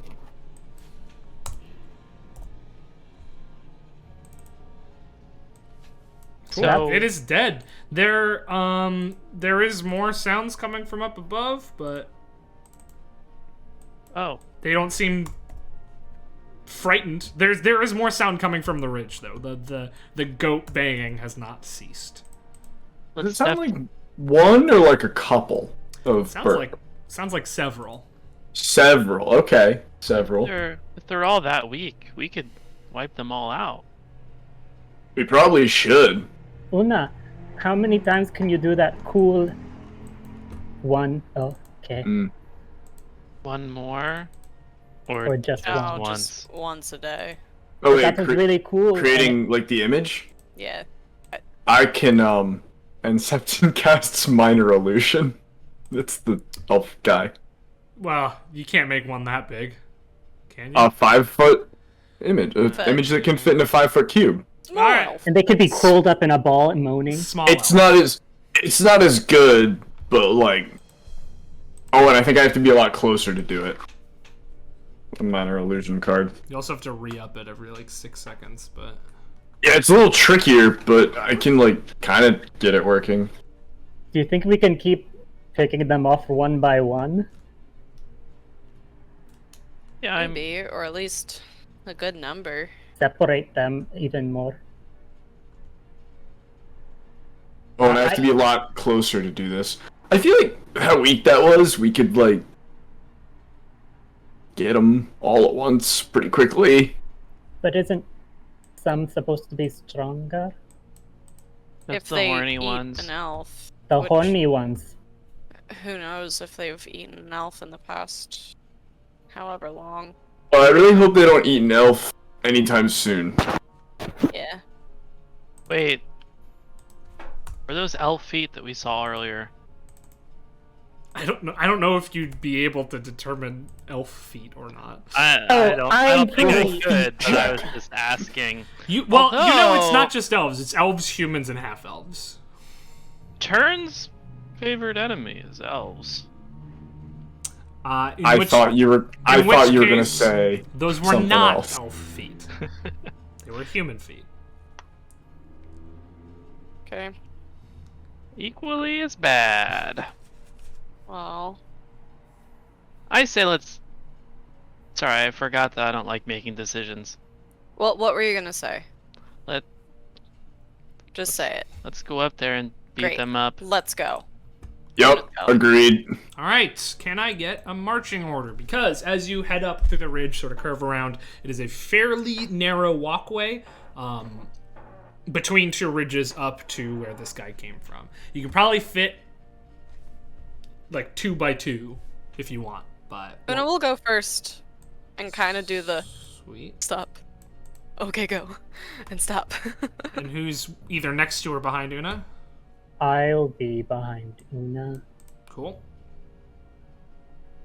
I'll be in the middle, behind. You want to be behind Tether or next to Tether? We'll do next, Tether. Cool. And turn. Guess I'll be in the back then. Sick. Before we start going up, can I try to be like, turn? Can you turn this on? I can't turn this on. Well, I don't think you'll be able to use it.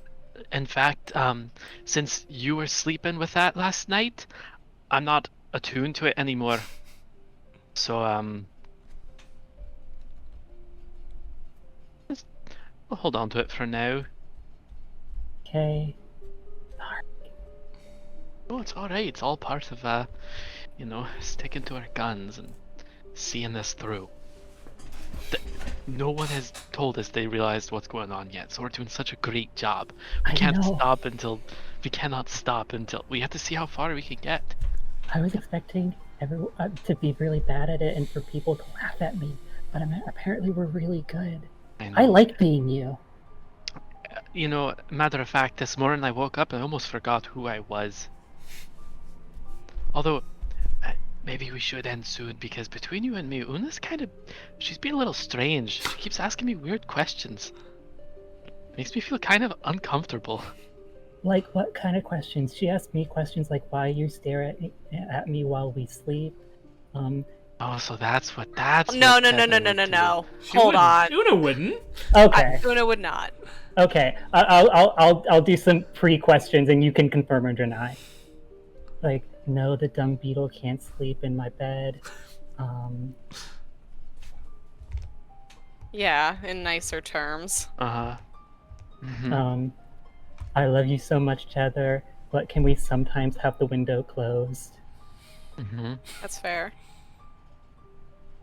This is great. I feel like I should have asked you this before, so that when we got to that point, I would know more what to do. I just sort of froze. I didn't know what, like, I don't know your sleeping habits. So, anyway, we can talk about this later. For now, just cast your spells, and I'll try to not do anything you wouldn't do. How about when we cast spells, we both shout at the same time so no one can tell All right. where it's coming from? I'll try to guess what you're gonna say next, and I'll try to say it at the same time. Okay, let's practice right now. 1, All right, ready? 2, 3. I'm casting the spell. Great. Okay, let's go. Perfect. Are you approaching stealthily? Or are you approaching Yes. stealthily? All right, let me get some stealth checks then. Is Pass Without... I didn't do any concentration. How long is Pass Without Trace? Is it 10 an hour or minutes. 10 minutes? 10 minutes. Be 10. Has it been 10 minutes? It will I be crit 10 failed minutes. Doesn't matter, it seems. It will be 10 minutes by the time you get up there. So we can't use them, but who cares because... Doesn't really matter. Okay. Yeah. So let me bring you to the new map. I just fall off the side of the mountain. He's dead. Please use real dice, because Clank, clank, I clank. just feel like your virtual dice suck. Ever since we started tracking it, and then we discovered that I just roll an unnaturally high amount of critical fails, I've just been rolling more critical fails.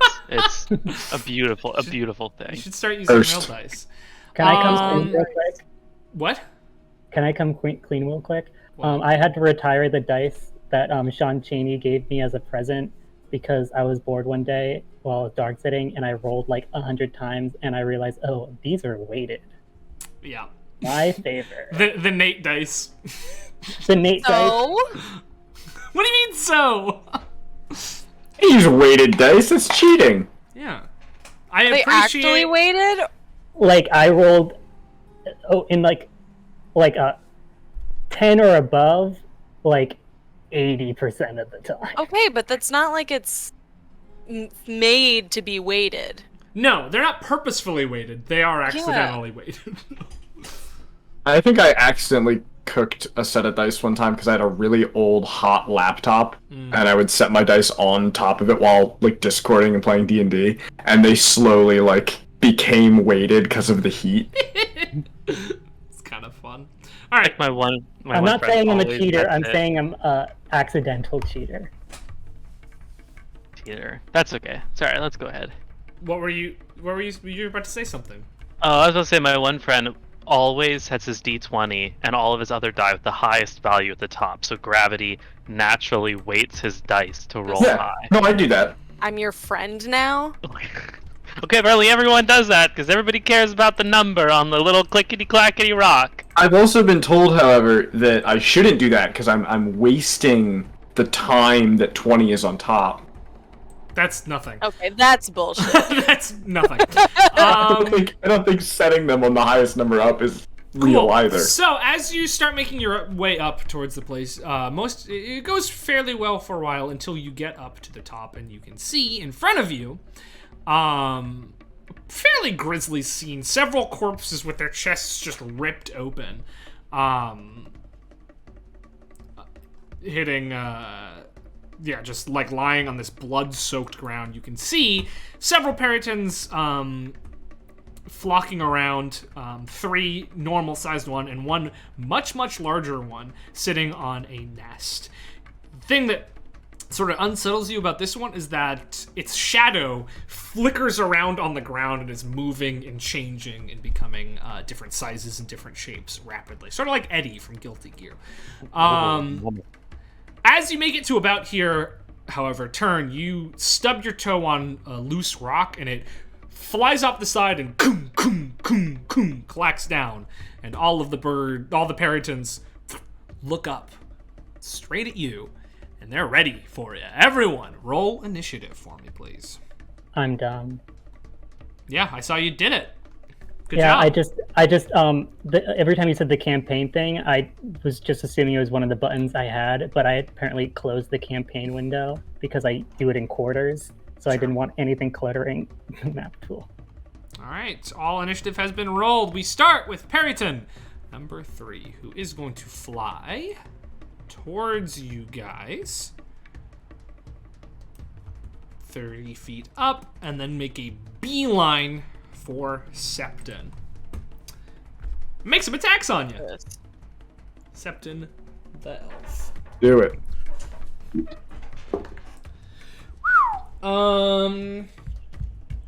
24 to hit. Yeah, probably. And since it's doing a flyby attack, it gets some extra damage. Ooh.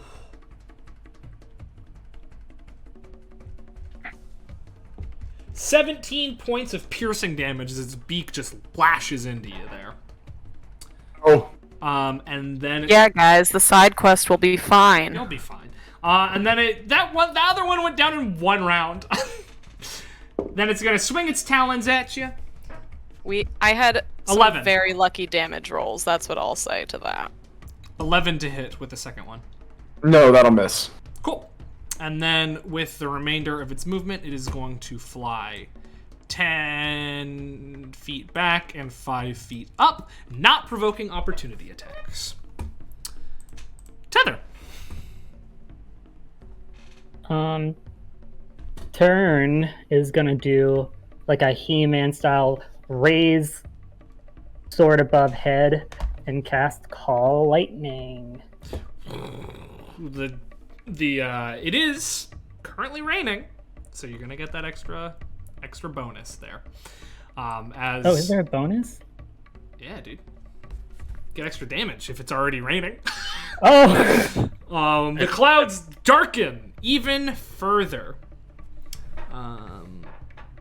Yeah, You're about to clean up. you really are. So that's an action, and you can do a bonus action lightning strike, right? Yeah, okay. That's I what need it you. is. I need you to give me the 60-foot radius from which your lightning is, though. Can hit. Yeah, you need to pick a 60-foot radius centered on a point you can see within 100 feet.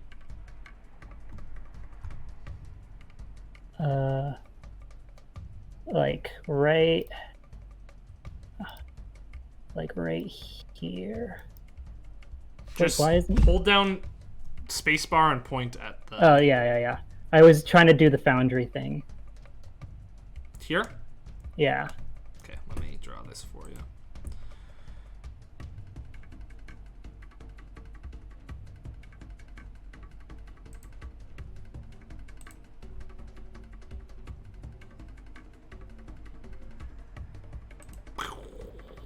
Rain cloud. There you go. Just missing the one that hit my friend. Oh, sorry, friend. I'll hit the big one then. All right. Bonus action.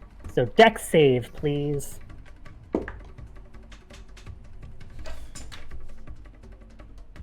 Dex save. That is a 12. Fails. 3d10, 4d10. Yeah. 9. 7, so 16. 4, so 20. 27 lightning damage. 27 points of lightning damage. It seemed at first content to let its mates do the work for it, but with this lightning bolt flying towards it, it is enraged, and it looks like it's not going to stand for that. Anything else you want to do?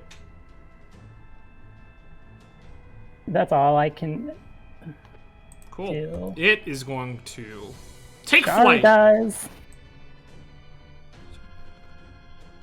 over to here, and it is 10 feet up. And it is going to, its shadow under it, as it's sort of like twitching and changing, is going to shoot outwards towards the first 3 of you. So that is Una, Septon, and Tether. And I need you guys to make a wisdom saving throw. Is this against being frightened or It is no? not. Okay. Unnatural 20. Cool. You are fine. 18. You're all fucking fine. As the shadow sort of intermingles with your shadow briefly, and then it dissipates. Cool. Septon. You don't want to intermingle with Septon's shadow. Well. That's not a good move. No! It It's a doesn't. bad It doesn't time. know that. It's a bad time. All right.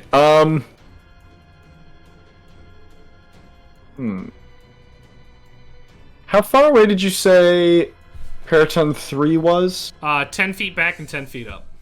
No, 10 feet back and 10 feet up. And you called lightning on the big one, correct? Yeah. Okay. It's not like a fixed thing I can change. Alright. No, right. I'm just trying to figure out. Oh, And it did take the lightning damage. yeah. It did. So it's gonna turn to the big one and go, "Hey, bet that took the wind out from under your wings." And vicious mockery. need a All right. wisdom save. Wisdom save from the big fucking bird. Oh, actually, not bad. 20, non-natural. Damn. All right, nothing. I don't think it even takes half on that. Does not. What bonus action? You know what? Can I use? No, I don't think I can actually do that. All right, never mind. Cool. Oh wait, no. You know what I will do as a bonus action? Yes. I will pull out the whistling whip and spin that It's not gonna at the. Okay. What? Go for it. All right. Them focusing on you isn't gonna be an issue, Mr. Elf. I'm not worried. So I need to make a wisdom save. Big one again? Yeah, big one. Oh wait, is the big one 30 feet from me? A little further, I think. No. It's Yep. It is 10 feet up, but yeah, you're within. 25 linear and then 10 feet up. So you're fine. Yeah. Sure. Yeah. Wisdom save again. It's a 15. Technically, it is A 15? Ah, 15's the DC, so I think he's okay. 26.9 feet from you. Thank you. Perfect. Cool.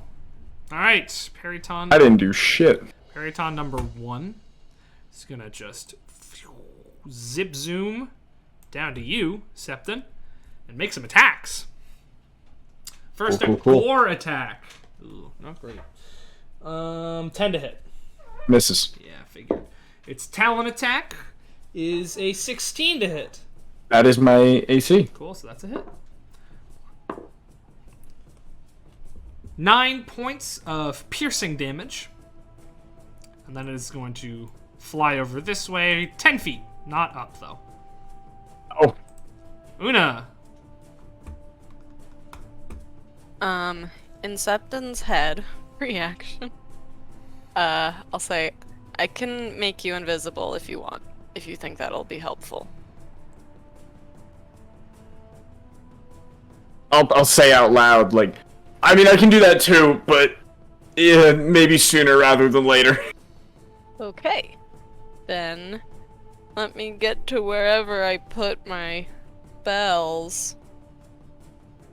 Because D&D Beyond got mad when I tried to add a spell on a rogue. Rogues can have spells. Yeah, not mine, though. Especially illusion spells. Not mine, though.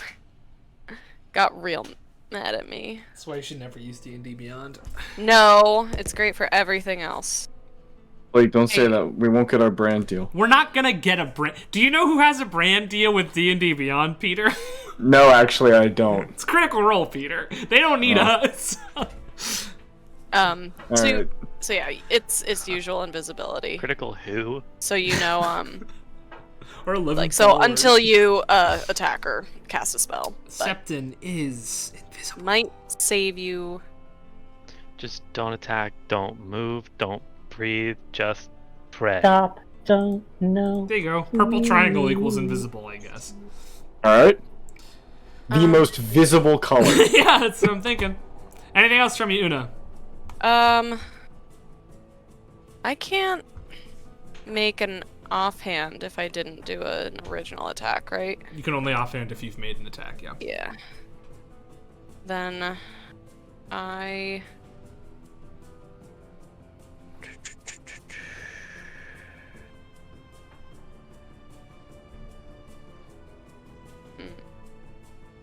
That'll be it, I guess.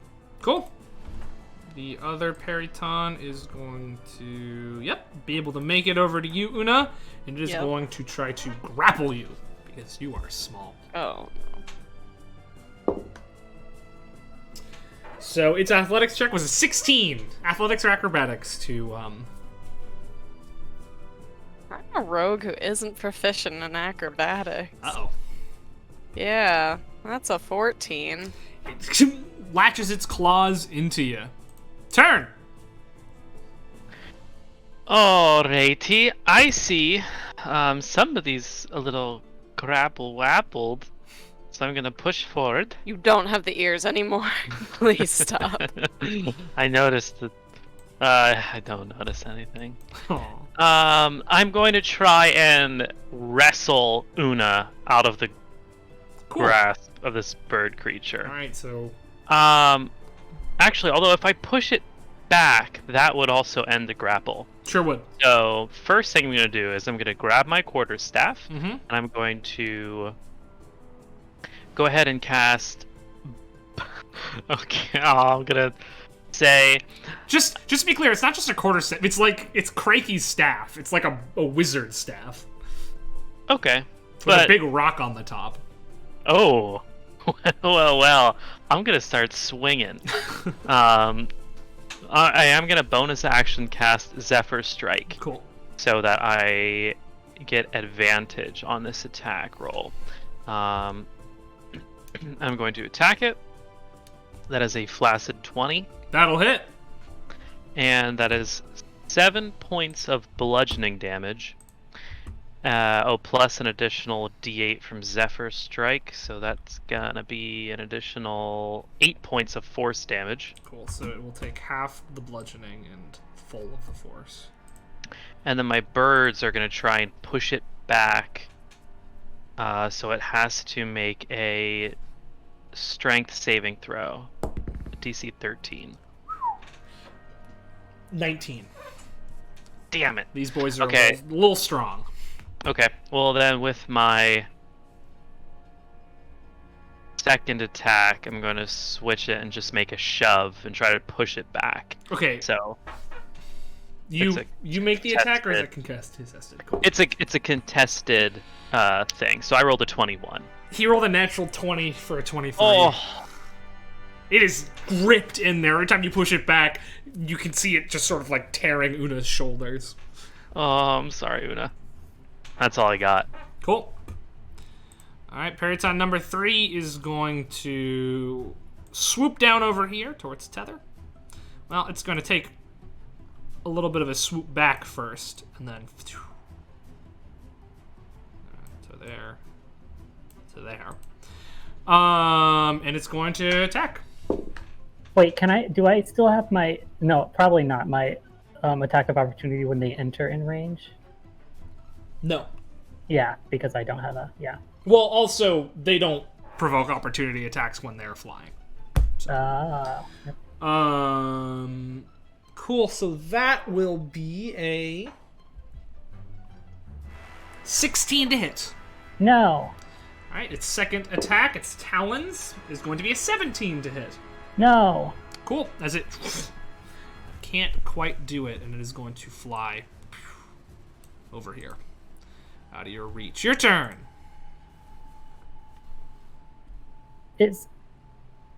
I know it's like grappling Una, but it's not sharing a space with Una. No. It's just got its talons in her.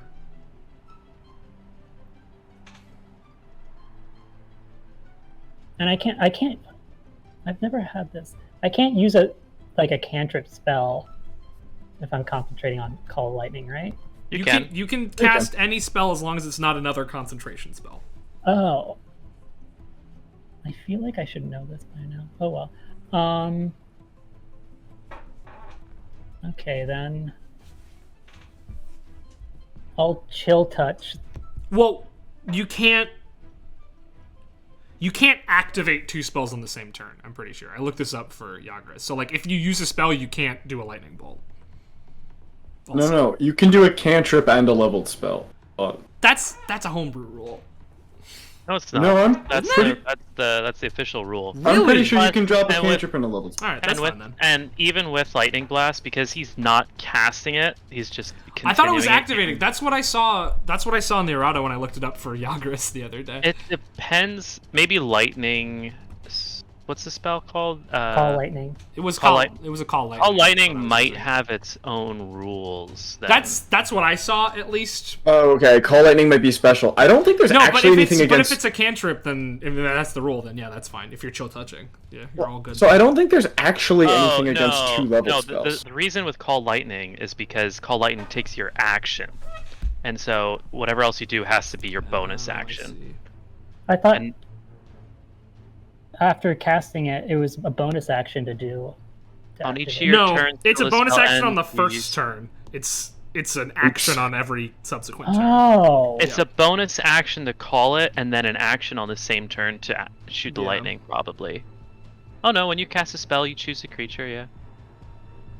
No? It just shoots automatically on the first turn, and then every turn after. Oh no, wait, you don't get to shoot on the first turn. No, yeah, you do. When you cast a spell, Here's the point, you a can see bolt the of lightning formation. flashes down from the point from that Yeah, cloud. cool. I don't think it's a bonus action. It's just an action. It's just an action, yeah. On each of your turns until the spell's end, you can use your action to call down lightning in this way. Right. So the problem is just there's not enough action. It's not about how many spells. we got there eventually. We roundabouted our way there. Yeah, that's for You sure. could do like a healing word and call the lightning. Yeah, I could? Okay. Yeah. bonus action. He's not casting 2 spells. He can do that. It's true. As long as you- it's a cantrip, yeah. Nope. Doesn't have to be a cantrip. You I'm can't- pretty You sure can't he cast can. 2 spells in one turn. I know He's that. Yes, only you can- casting yeah. one spell. Oh, you're right. He's only casting 1 spell. But you can cast 2 spells in 1 turn. You just can't cast a leveled spell if you use a bonus action spell. If you have, for some reason, Correct. 2 actions, you could drop 2 spells. I The don't. more you know. I didn't think I'm that was pretty, true. I'm I pretty don't sure think about that. so. But let's move on, because this is... It doesn't matter Way in off- this way off moment. topic. We'll look into that. I don't think that's true, but we'll look into it later. Could I healing word Peter? Do you have to see the creature for healing word? Sorry, guys. No, you're My fine. turns are always Yes. long. Healing word is yes. You have Yeah, to a see. creature You- that you can see You within can't. range. Then you cannot. Okay. Okay, no one's hurt. Well, Well, I'll just use my action. I can't do it on the one on Chelsea, otherwise Chelsea would also have to make a dex Yeah. saving throw. So matriarch again, dex save. Cool. Natural 20. Okay, half damage. 6 or 9.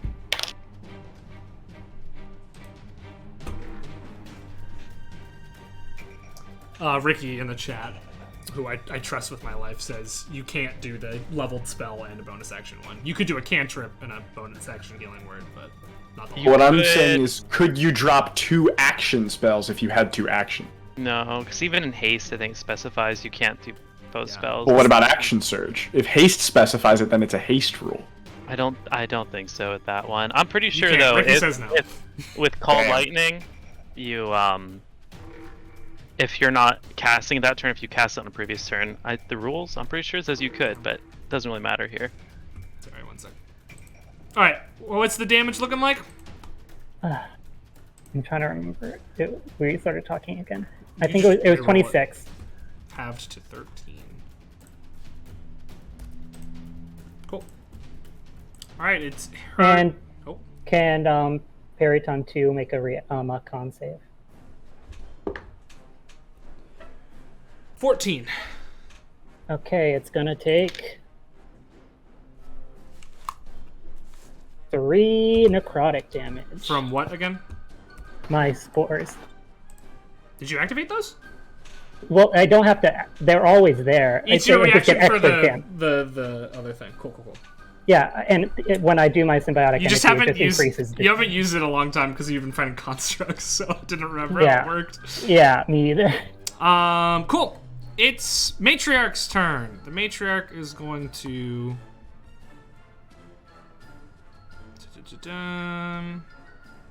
Yeah. Could do that.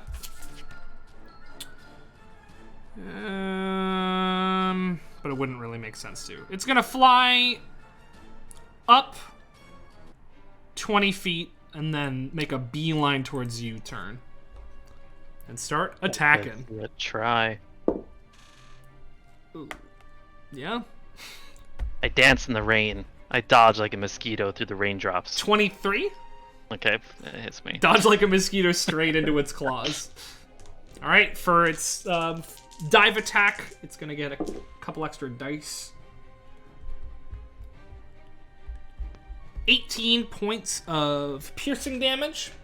That's some spicy piercing damage. And its talon attack is 14 to hit.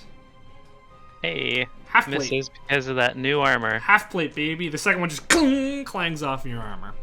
And fine. then it is going to back up a little bit. Alright, Septon.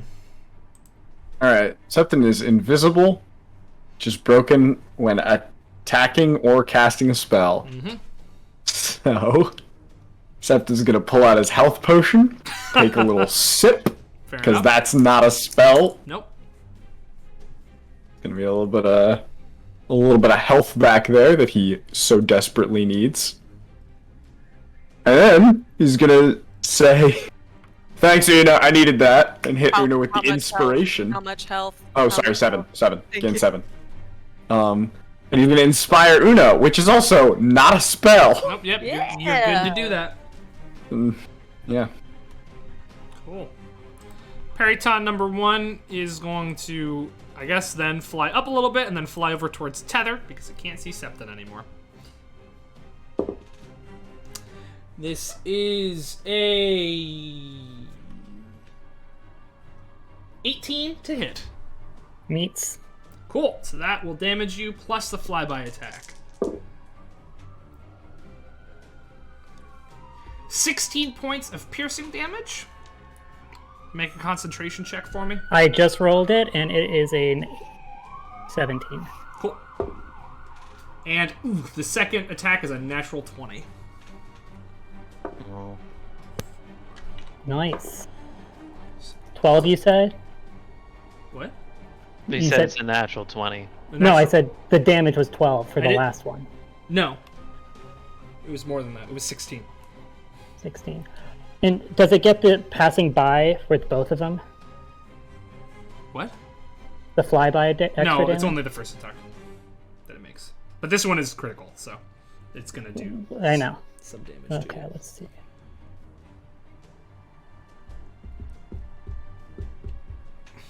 $13 points of piercing damage. Another concentration check for me, please. We'll be fine with this side message. I got 13. You rolled a 13? I rolled a 13. So that's no more concentration then, huh? How much Is it- damage you take? 13.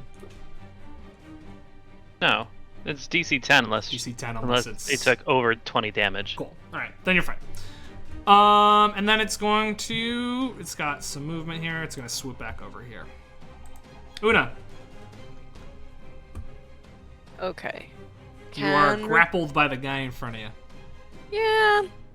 Does grappling not let me attack? No, you're fine. You can do whatever you want. It's just got its Also, talons it- on you. Comes from my mind, so I don't care. Yeah. I'm gonna attack him. Cool. Peter, what is your inspiration die? I I don't know if I'm gonna use it yet, but believe it's a D6. okay. I wasn't sure if it was D6 or D8 at this level. I will use it. Yeah, does a 16 hit? 16 does hit. Yep. It was originally a 10. Oof. Okay. Since I'm in its grasp, I'm assuming no sneak attack. You're fine. Turn's right there, threatening. One Grapple day. like doesn't do anything. Which Stops you from moving. Yeah, it stops you Yeah. from moving and it lets but people when the drag thing is you. right there, Oh, like, Chelsea, I'm sorry, it was a D8, but I still hit it. And yeah. But thank you. I'm just gonna take it because it's already been said. 18, 19, 22 points of damage. And its corpse falls down off the cliff. That was 3 6s, guys. Yeah, see, no. Michael, it's not gonna be hard because they do a lot of damage, but you do so much more. I wasn't actually. Oh, no, no. I will say, Yeah. I don't want to jinx it. I've been rolling exceptionally high on my damage. That's all I'm gonna say. Damage I was don't done. normally. Okay. No. We're still in a fight, Blake. I know. You got 2 uninjured Peritons, but it's not like Okay, they take more than a round to kill. Yeah, I didn't take any fall damage. No, well, you don't go anywhere. It just... It didn't pick you up, it just got its talons in you. It didn't have enough movement to pick you up or anything. Okay. Yeah. I'm gonna... That was my first attack. I'm gonna whip around, look at mommy, and... I don't have anything to say. It's gonna attack her. Cool. 24 to hit. 24 will hit. Yeah. And then, 7 psychic. 7 psychic. She's not looking so good. She looks pissed, really. Alright, Periton number 2 is dead. Turn! Remind me at the end of this to mention something that I read online that's fascinating. Okay. Okay, I'm going to see those 2 Peritons that are flying over that way, and I'm going to cast web at them to try and restrain them and get them to just plummet. Okay. So they both make a dexterity saving throw, DC 13. The first one gets a 9. The second one gets a 15. Okay, so the first one is restrained. And it fucking falls. And it falls really fast and really hard and does hit the ground. Maximum is 10d6, right? Snaps its neck. You're pretty high up. 10, 15, 25. Yeah, it's dead. It's dead. It lands with a sickening thud as your web wraps around it. The second one doesn't, though. It's fine. Cool. That's it for me. Cool. That will bring us back, I believe, to Periton number 3, who is, believe it or not, dead. Tether.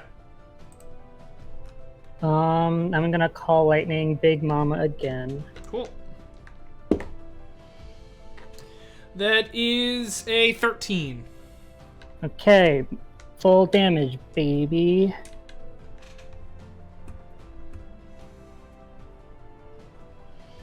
5. Fucking Thor that motherfucker. 5. 20 damage. That's a roast chicken, baby. Mommy! Good night. She tumbles on down. Bye bye birdie, am I right? Cool. Oh. Nothing. All right. Anything else from you, Tether? There is 1 Periton left, and it does not look like it's given up the fight.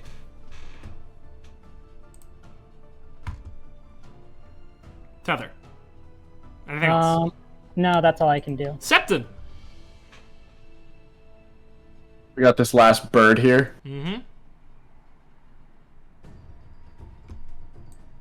Something's gonna come out of invisibility shouting, I guess those other 3 were for the birds.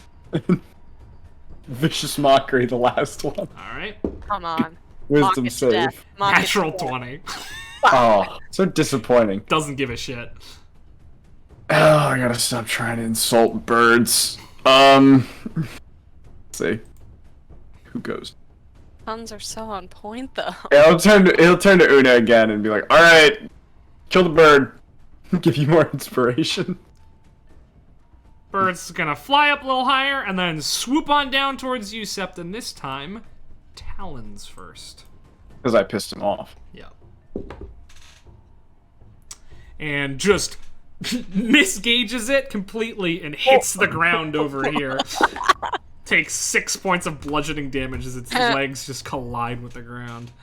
Bird brain. Bird brain. Yeah. And then it's gonna try to fly a little ways out. After Una high five. Stay Una safe. do like an on-the-spot secret handshake. Una, you're up. Yeah. Alright, I'm gonna duck under my tall boys. Boop. And attack Periton. Number 1. Please. Go for it, yeah.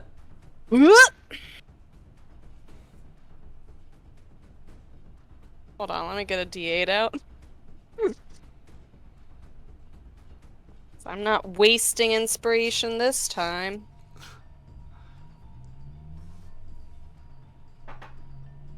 I can't find one! I'm doing it on... Digital dice. Risky. Yeah, Risky. I know.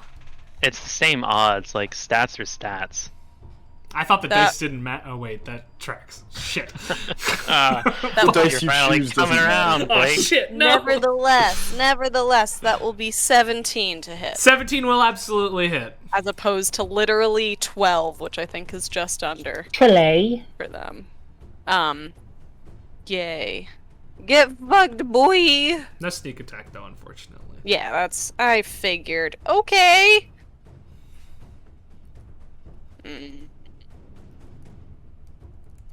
Yeah. Like a 5? Like a Yeah, 5 5. or a 5? 5 points of psychic Cool. damage. Flies over towards him. Anything else? Try again. Cool. Yeah, unnatural 20. That'll hit. 4... Yep. 4 more points of psychic damage. 4 psychic damage. Nice. As your white and black blades just streak through the raging storm into the calmer storm, right into its back. Turn. Okay. It's kind of far away. I don't have anything to throw.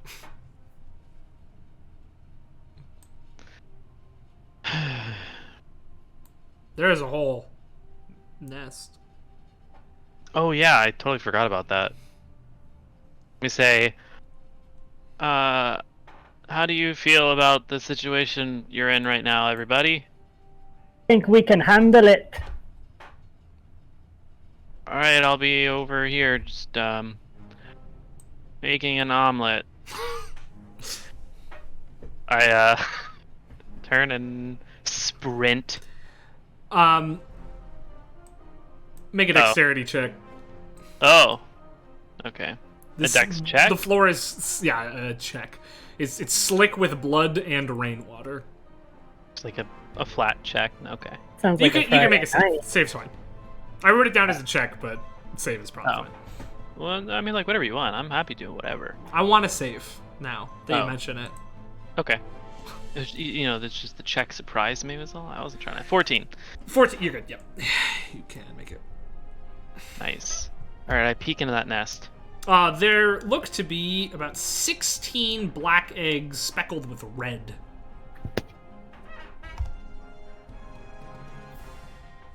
Oh, you didn't hear it because Crisp cuts out any sound that's not my voice, but I cracked all my knuckles. That's awesome. That's awesome. That's awesome. All right, Tether. Okay. I'm gonna end call lightning. Cool. I think. Oh no, I won't do that. Then I'll bank around, and to try to get more power, Tether's gonna do kind of like a discus throw, like spin around, With your dagger. and with a dagger. Okay. 1. 1? Wait, I can't see your reaction. Is it a 1? Yeah, or I no? said 1. Okay, Natural one? a natural 1. Make a dexterity saving throw. 16. 16. You throw it and you lose your balance, but you catch yourself before you go plummeting off this cliff. Dagger's gone. that one's gone. All right, Septon.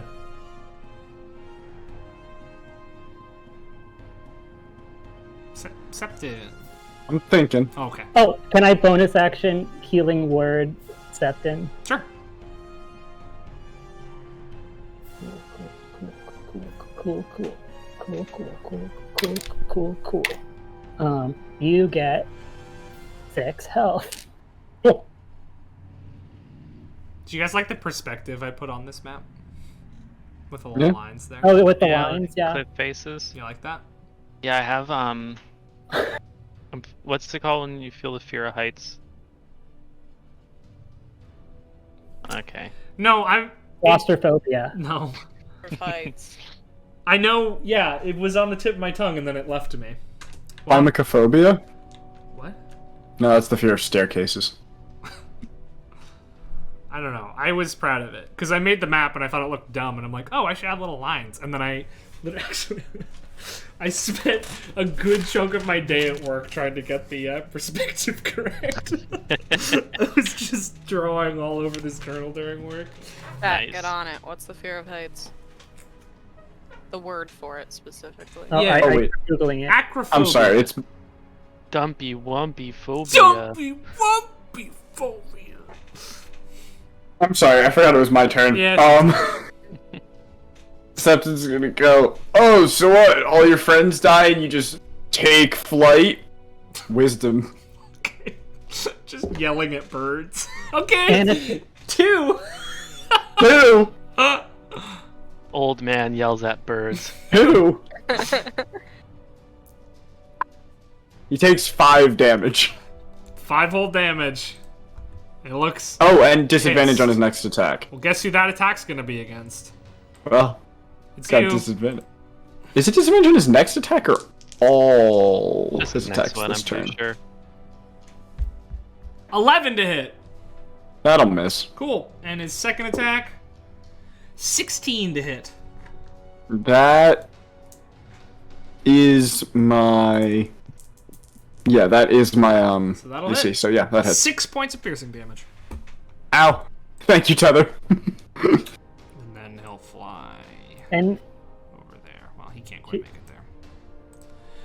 Una!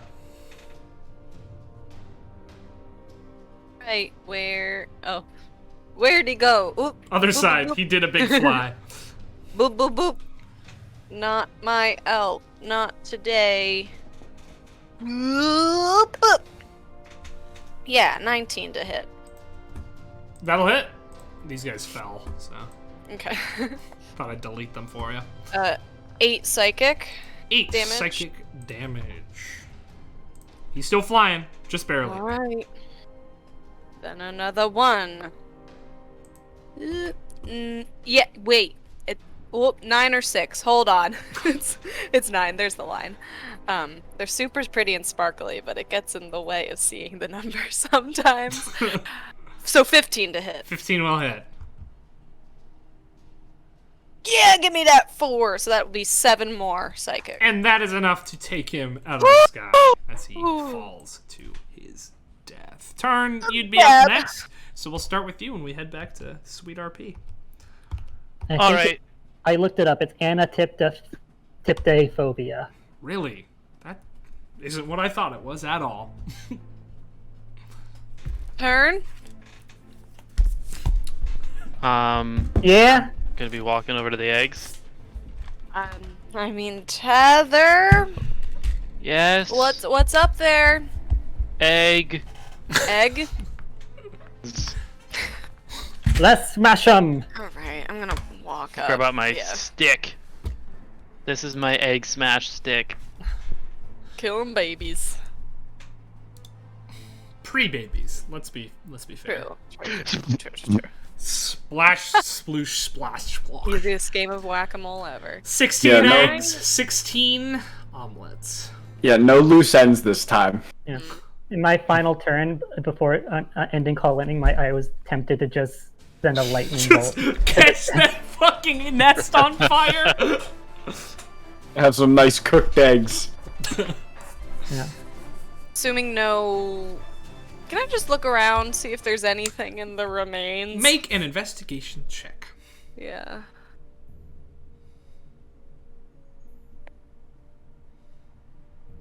$24. Yeah, I mean, they have belongings, if you're interested in that. Yes. Okay. Blood-soaked belongings. Stuff. Okay. Rogue's got a rogue. So there are some. There's how many? 1, 2, 3, 4, 5 of them. Okay, so in total, they don't have a whole lot. In total, they have.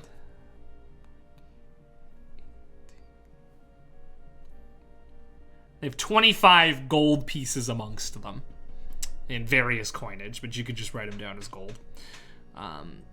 They each have their, armor. It's pretty standard. One of them is not in armor. It's a blonde man, sort of shoulder length, long hair. Oh no. Their chests have all been ripped open, and they're just bloody, empty caverns in there. But other than that, no, nothing fancy on their belongings. They are all surely dead.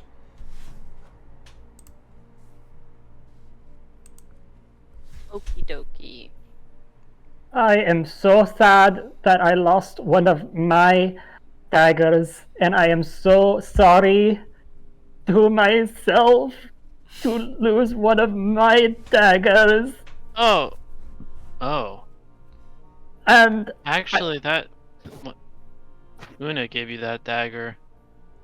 I know, and I'm very sorry to myself. No, there's probably a way to get it back. Let's go take a look. I'm gonna walk over to the cliff face and just sort of lean over and poke my head down it. Perception check for me. Can I guide you? Would you like to? Yeah, I would. I'll allow it. Except, and I'm giving you 5 gold. Right? Do I actually allow it, Blake? Yeah, that's fine. You can. Okay, I rolled a 25. You can see where the corpse of the bird, the matriarch, landed, and there are some glittery bits down there. Cause it's sort of reflecting off of the light because it's wet in the rain. You get sort of a fairly good idea of where it probably landed. Might take a couple hours to get to that place, but. Do you see it? Tether. Wait, turn. I said it in your voice, too. Yes, turn. I've lost some blood. Turn around. Let me grab something out of your backpack. I dig through for Turn's climber's kit. Wait, you can just distract them and I can... Right, because I don't get that until next level. Because somebody took away my cat ears. Somebody alright. took away my cat ears. Don't worry, I'll distract them. You do your thing. Just pretend you're using this. I put down the climber's kit. And I go back over to the group and I just curl up and I lay on the wet ground and the sopping blood. And I just sort of rock and I say, so sad. I'm so sorry. It was all my fault. Everybody look at me of how sad I'm being. Oh, this rope is really helping me. And these metal bits, I know what they are. They really go into the rock. I'm going to sprinkle 5 gold right next to Tethern. You just drop that on the ground in front of me? I'm gonna say, well, this'll cheer you up. Here, Tether. I don't know how money works. That makes me sadder. Tether, please take the money. Oh, it's bearing my weight so well. As Tether's voice gets like quieter and quieter the farther she gets down. Wait, She's still yelling up. Phoenix, did you take the gold? No. I'm gonna shove the 5 gold into whatever backpack. Okay. I'll go ahead and mark it down. Take it. I'm gonna mark it down in random increments. Can I give myself Electrum? Yeah, that's fine. No, wait, no, Electrum doesn't exist. I specifically made a point. You can be in random increments, but there is no Electrum. You already said, yeah, that's fine, so... Well, because I thought it'd be funny, but then I remembered that I made a point in my world building to say Electrum's dumb and doesn't exist. Okay, I think every DM who is worth anything We have says to- that same thing. I'm gonna turn to Septon. Thank you for saying I'm worth something. Aw. I'm sorry, but even in the DMG, on some of the tables, the Electrum column's just blank. Don't reward your players with Electrum. The DMG says not to. I don't know why it exists. I'm gonna turn to Septon and say, do we need to, like, bring something back as proof, or are they just gonna take our word for it? I mean, we kind of destroyed all the eggs. Maybe, like, a talon, or... but they all... Is that what Oh, funny enough! Turn is going to get? Funny enough! My muscles, my big muscles are keeping me aloft on this rope. No, he's going to get a dagger. Because... She's still within earshot. You could... Hey, Turn! Yes, make it quick. I'm very concentrated on these metal bits. Uh-huh, yeah, while you're down there, can you, like, chop off, like, a talon or a tooth or an antler? Was it claws, teeth? If you're hungry, Just- I could get something inside. It might be more palatable. No, Claw, please. A claw or an antler to prove we did this. Heather goes like, thumbs up. Oh, that was close! Yeah, great. Una is... Una. I can't tell if Una's gonna, like, collapse down, because she probably wouldn't want to go into the blood. Well, there's not blood everywhere. You could get Okay, away from yeah, blood. Una's gonna just collapse down. It's ahead. at the rate Tether's going, it's gonna be a couple hours before she's back. Couple hours? Yeah. You're Well, really high up right now. Okay. Well, wait, what time is we it? did it, so... Oh, it's like 10 a.m. probably. Okay, so we can still probably get back around the time Prominence back. Most Alright, likely. Yeah, then Okay. whatever. All of the corpses fell when they were off of the cliff? Yeah. Okay. They died in midair, so they I went thought down. Mommy died on top. Nah, Okay. Mommy died. She sort of Oh, okay. down the side of the cliff. Alright. No worries. Yep, just please get I claw or came like a wrecking ball. Una, how long are we letting this go? I know. And I am aware that Tether is right here. I don't know. So useless. This blood should be my blood. In Septon's head, I'm gonna say I have an idea. It's not a prank or anything, but when real Tether comes back, I'll talk to them.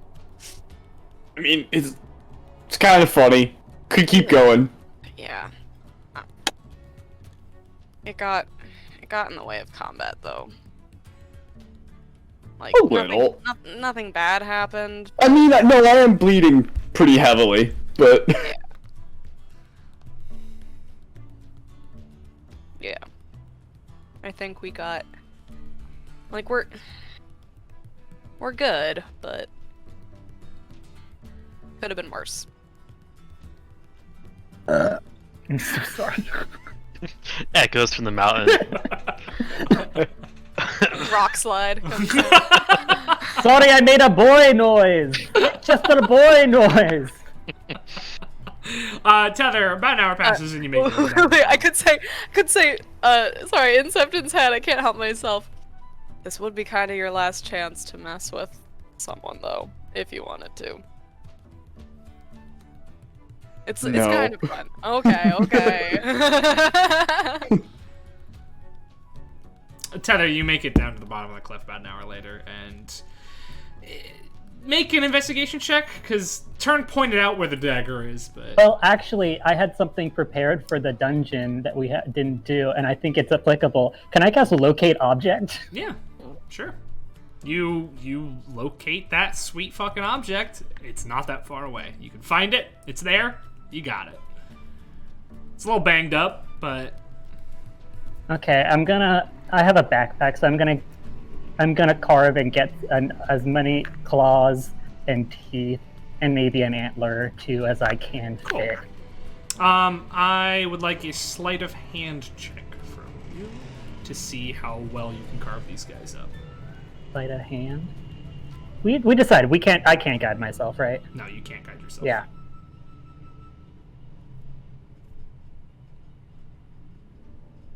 14. 14, yeah, you get an antler, 3 teeth, and 4 claws. Cool. And you start your way on back up. And another hour passes.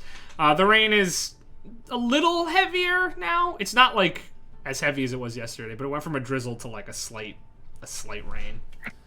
So you guys are just sitting up there. Anything you guys have been doing for the past 2 hours?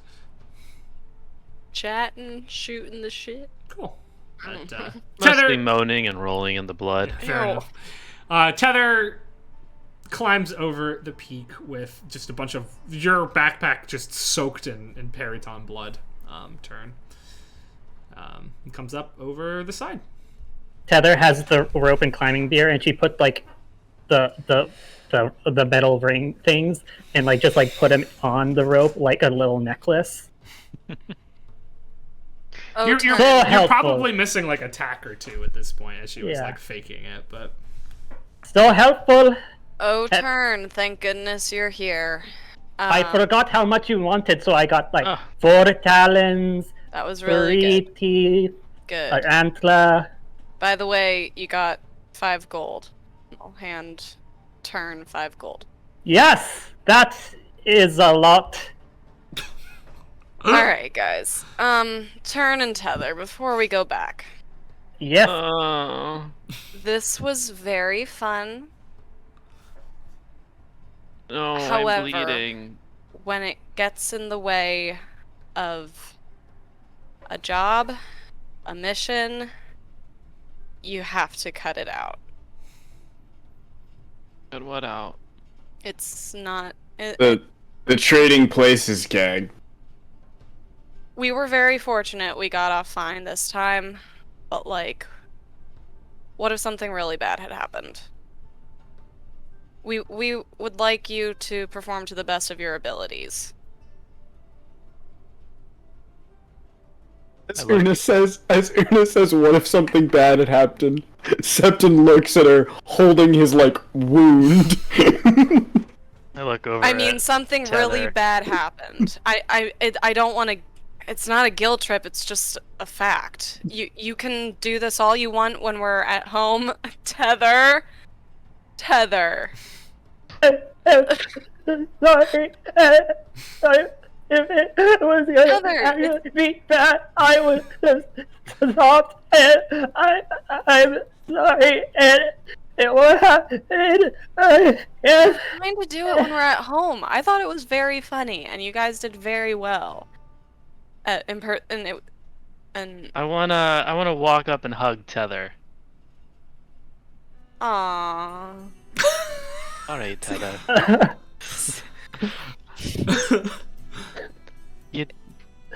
I thought we were just having fun. Don't worry.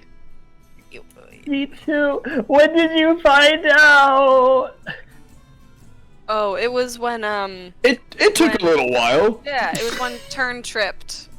When we were climbing up the Oh, I knew and it. the hat fell It off. fell off, and you heard me say wait. Yeah. Figured it out. It was funny. It was very funny. It was all my fault, Tether. I blew the whole operation. That we did it pretty good. You did very well. You did a pretty good job. You just gotta cut it when we're fighting something that's trying to eat me. I'm No, gonna cast Healing Word as many times as needed to get Sept into full health. Oh, I hope there's no more combat today. If anything, it just means that we know our weak spot. We gotta make sure we're ready to impersonate each other in combat. Mhm. But we can worry about that for next time. It's not going down. Let's go back! Let's go back. You guys can do it again now if you want to on our way back. Let's quick, no, it's alright. I think we're done for the day. I'm gonna switch gear, Tether. Alright. I hand you, I guess, your backpack, now covered in blood. I hand you back your backpack covered in blood. Cool. I give you your flute and sword. Take the dagger that fell, and I wave it to Una, like, don't worry, we got it. Pop it back in my belt. I'm gonna have to reattune to this thing. Can I have my staff? No big deal. Let's see, what else can I attune to? The code of the parish? Mhm. Yeah. It's a goal. Back to the- You head on back a couple of hours, or just like an hour probably. Make it back to the fort. No sign of Brahm or Shandi yet, but as you head back with just like covered in blood, holding an antler, several of the guards or the soldiers seem impressed. One of them runs off, and comes back a little while later with First Talon Malakanth, who approaches arms crossed and says, "Did the job then?" Aye. Right? Look at our loot. Who's Right. carrying the teeth?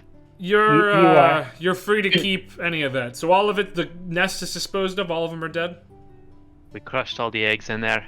And Yeah, do we- the nest, I think. We Good. did a visual sweep. We killed, I think it was 4? 5? 4? 4 in total, and One of them was big.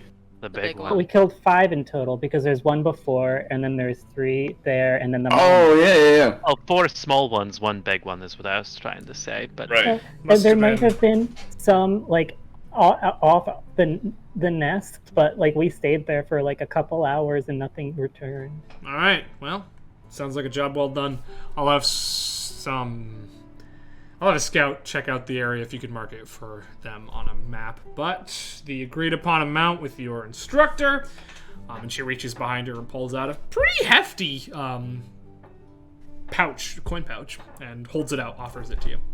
Una, without thinking, reaches for it. There you go. the rogue goes for the gold. 600 gold pieces. 600. What a How many of feat. us? So, 4 of us, because, you know, screw that other guy. Abby's doing another mission. True. No, we'll save him some money. No! Okay. Oh. Chandi can have my share. Tether, you Gandhi need can money. have our share. His rightful share. I That's don't fine. really care how you split it up, but it seems as though your friend's operation, your instructor and his operation was a success. They're on their way back now, so they should be back fairly soon. And I'm told with a prisoner in tow, which is fairly exciting for us.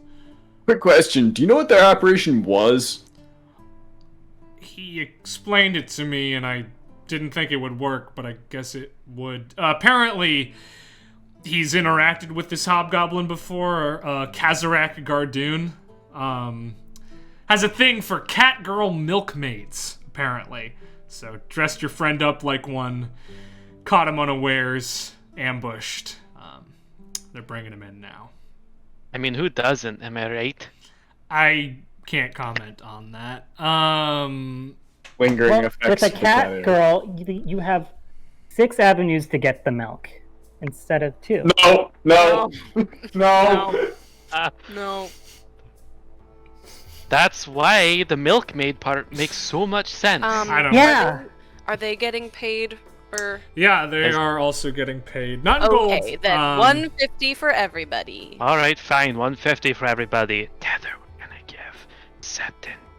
Accepted. Whatever you do with Shanti, your some share of is our up own. to you. Okay. I'm taking 150 gold. I suppose I could give you their payment because I've already received confirmation of their success. And she I would keep it. just hold on to it. And she reaches into the same place, mallet space, I guess, and pulls out what looks to be sort of like 2 brass ears. And cool. and she holds them out. You can see that they're hollow. Ears? No, they're hollow, but they are shaped like half-elven ears. These are long-distance command whispers. It's what your master or your instructor asked for, so here you are. If you're not familiar with them, they're pretty standard for the Platinum Claw. They can be used to send messages between 2 individuals as long as they're on the same plane of existence. Neat. Cool. Nifty. They're not very covert, though. As she sort of taps one that's on her ear, like blue glowing glyphs sort of like project out of it to her side and like turn and spin a little bit. So for reconnaissance, they're not the most helpful, but these are the ones that we can spare. Well, thanks for taking care of the problem. Job well done. Quick question. Is there anywhere around the fort that I would be able to find a goldsmith? I need something gilded. You could talk to the smith. He might be able to help you out. Lovely. Thank you. Of course. I would like to do that at some Sort point. of points you in the direction we do now. Oh, yeah. Alright. I go find the smith. Well, yeah, you find the smith. So I say, what up, smith? Dwarven gentleman says, "What up, tiefling?"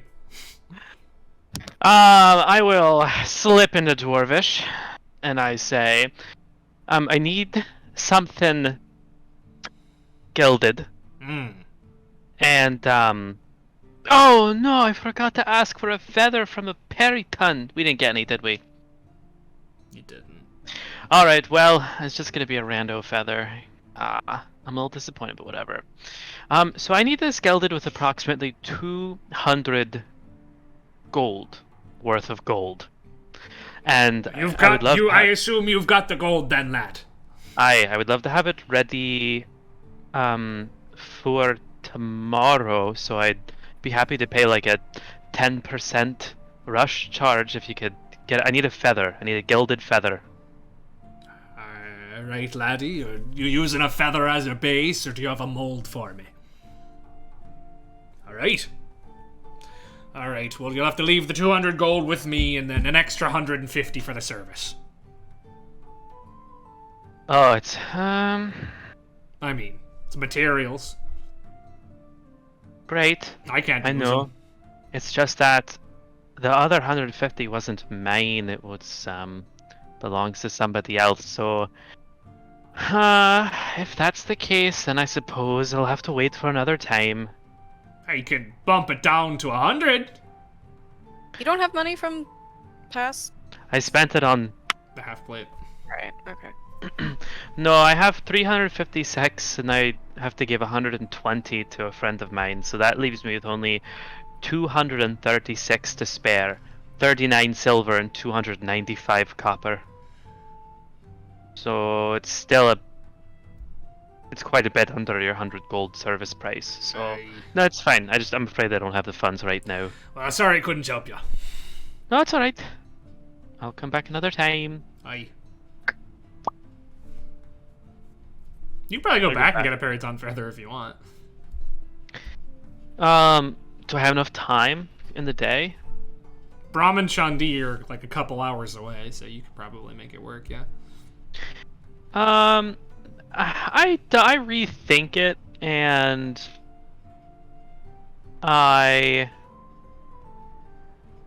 they just feel too evil for me. I don't want one of their feathers. Fair enough. Yeah. Yeah, they're not even really birds. Yeah. I kept Doesn't picturing need them to as be the a- harpy demons from Inuyasha. I don't know Inuyasha, but okay. I'm sure they are like that. Well, Cool. go back to the group.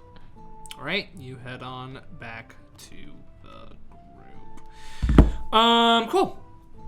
Yeah, anything people want to do while you wait for Brahm and Shandi to make their way back?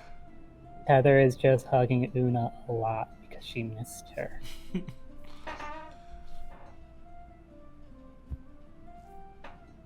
Oh wait, I'm gonna get one of the claws, and just as I'm walking through the fort, if I see the 2 guards I asked the other day, wave to them with the claw. They look confused. They're a little bewildered.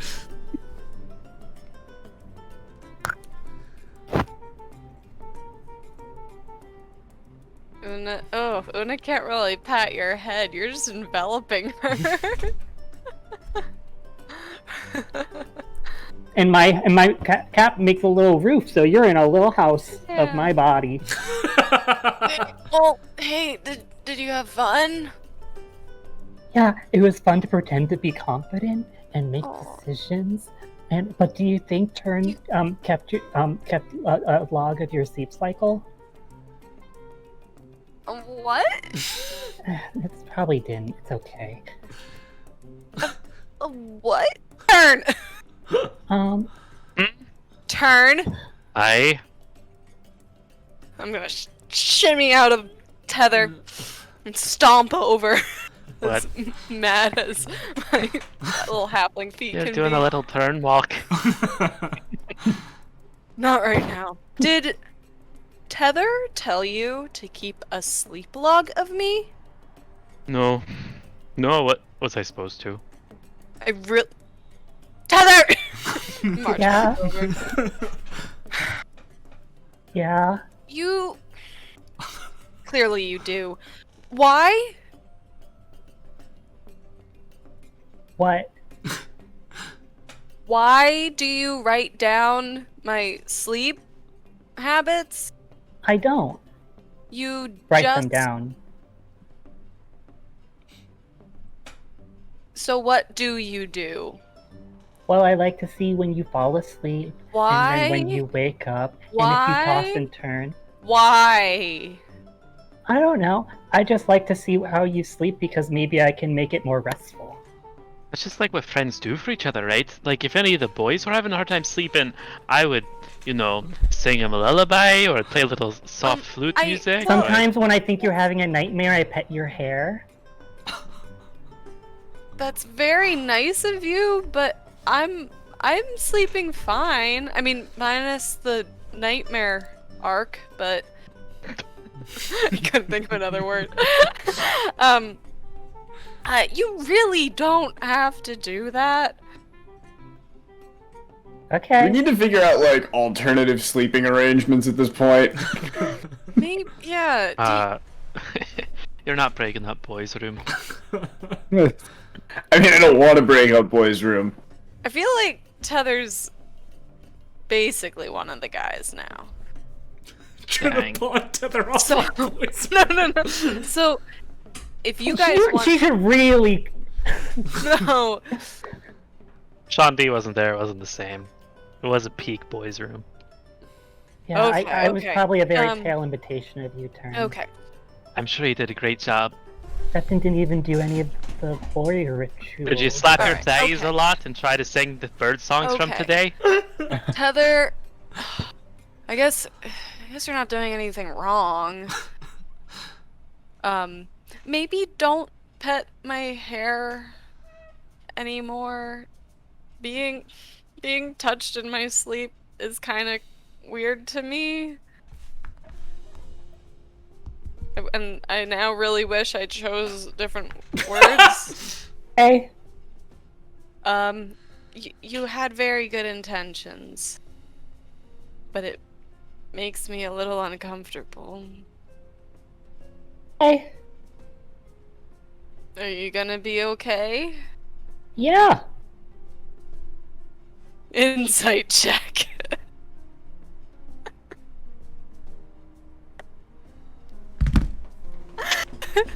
Like 10. She's fine. It was just a Okay. little science experiment. Okay. Ooh, love that.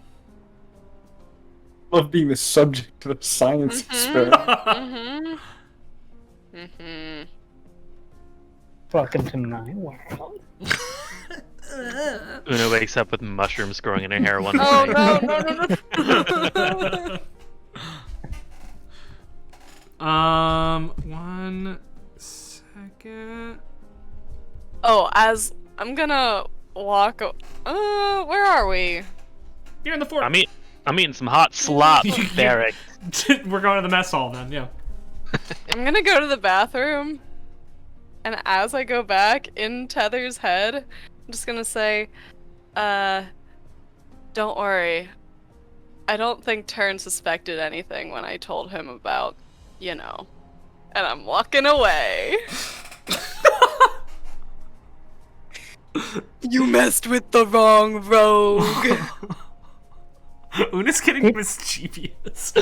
Did she tell him about the biome I'm logging in my belly button? I wasn't gonna show them until it was fully self-sufficient. Becoming mischievous? Did you read my backstory? You remember the first night when Septon fucking almost ruined the dinner? You had a whole section of, being very good and very worried about the rules. So it went away for a minute. Breaking rules. But it's back. This isn't breaking rules. No, it's not. I'm stalling for time because Winfield's about to jump in. As We can keep role-playing. arrives. Yeah. Yeah. You guys got any other RP you want to just There's throw on some- out there? After Una does that, and Tether looks at Turn and says, "Hey, Turn, what would you think about a self-sustaining biome in one's belly button? Sounds pretty cool to me. Have you heard of that before?" Nope. Where can I get one of those?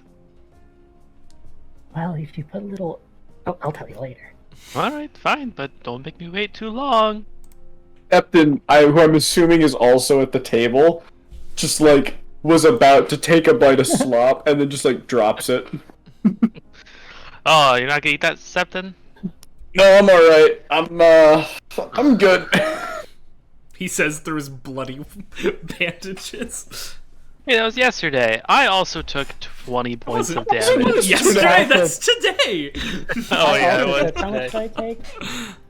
take? You took 20 some damage. Yeah, you took 29. I went from 42 to 13. What is that? 42 to 13. It's a good song, is what Math, it is. math. 42 to 13. 29. Yeah. Alright, yeah, no, you're eating hot slop, waiting for Brahm to come back. Hot slop, waiting for Hot Brop. slop. You can play around with the ears if you want. You notice as you put them up to your ear, they sort of I guess can I meld take to a... form fit whatever your ear is. Oh, Can they be that's removed? Yeah. cool. And your giving curse. me, Cat ears times part 2. Oh man, imagine if I could gild my cat ears with these things. You could. That'd be I mean, cool. you could technically gild those cat ears that you guys still have. We could put them back on, we just don't know if they'll immediately recurse. I will, I guess, take this time to short rest and reattune to Your stuff. my stuff. Fair enough. Yeah, Oh, yeah, I guess, did I not have the cloak either? Or I don't even know what we did with that. Who knows? It doesn't I matter. thought- You didn't use it, so it doesn't really Yeah, matter. I probably wore it. I'll give it back too. Okay. Okay, I'm gonna reattune. It is a pretty striking thing. It would be hard to pretend to be turned without it. Yeah. Oh, I also have those silver glasses, but those don't require to. No attunement on those, no. Okay. I am a cool looking guy. You gotta look, that's for sure. I have a plan. After every in-game school year, I'm gonna get new art commission for each of the characters With all of our items. with all your cool items, yeah, and any Nice. potentially permanent character features that may have occurred.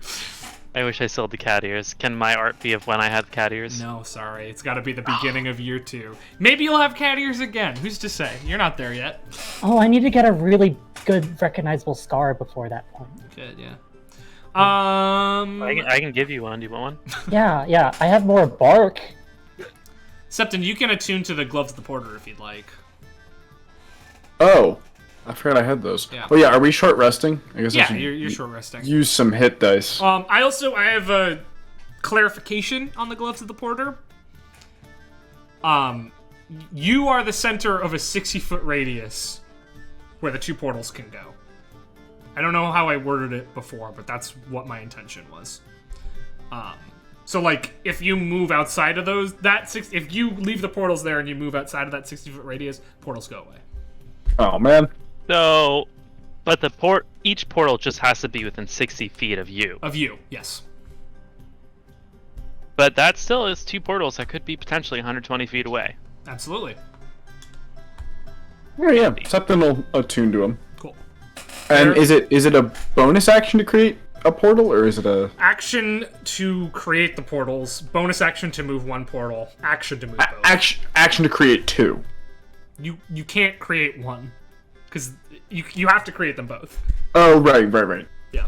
It's a portal to nowhere. Hey! I'm into game, baby. He's into game, baby. You didn't miss anything. Okay, that's good to know. I walk up and I give you 120 gold. Well, he's not. Wait, let's in universe introduce the boy. Yeah. No, he's just here. Let me get rid of the big picture Welcome. of you.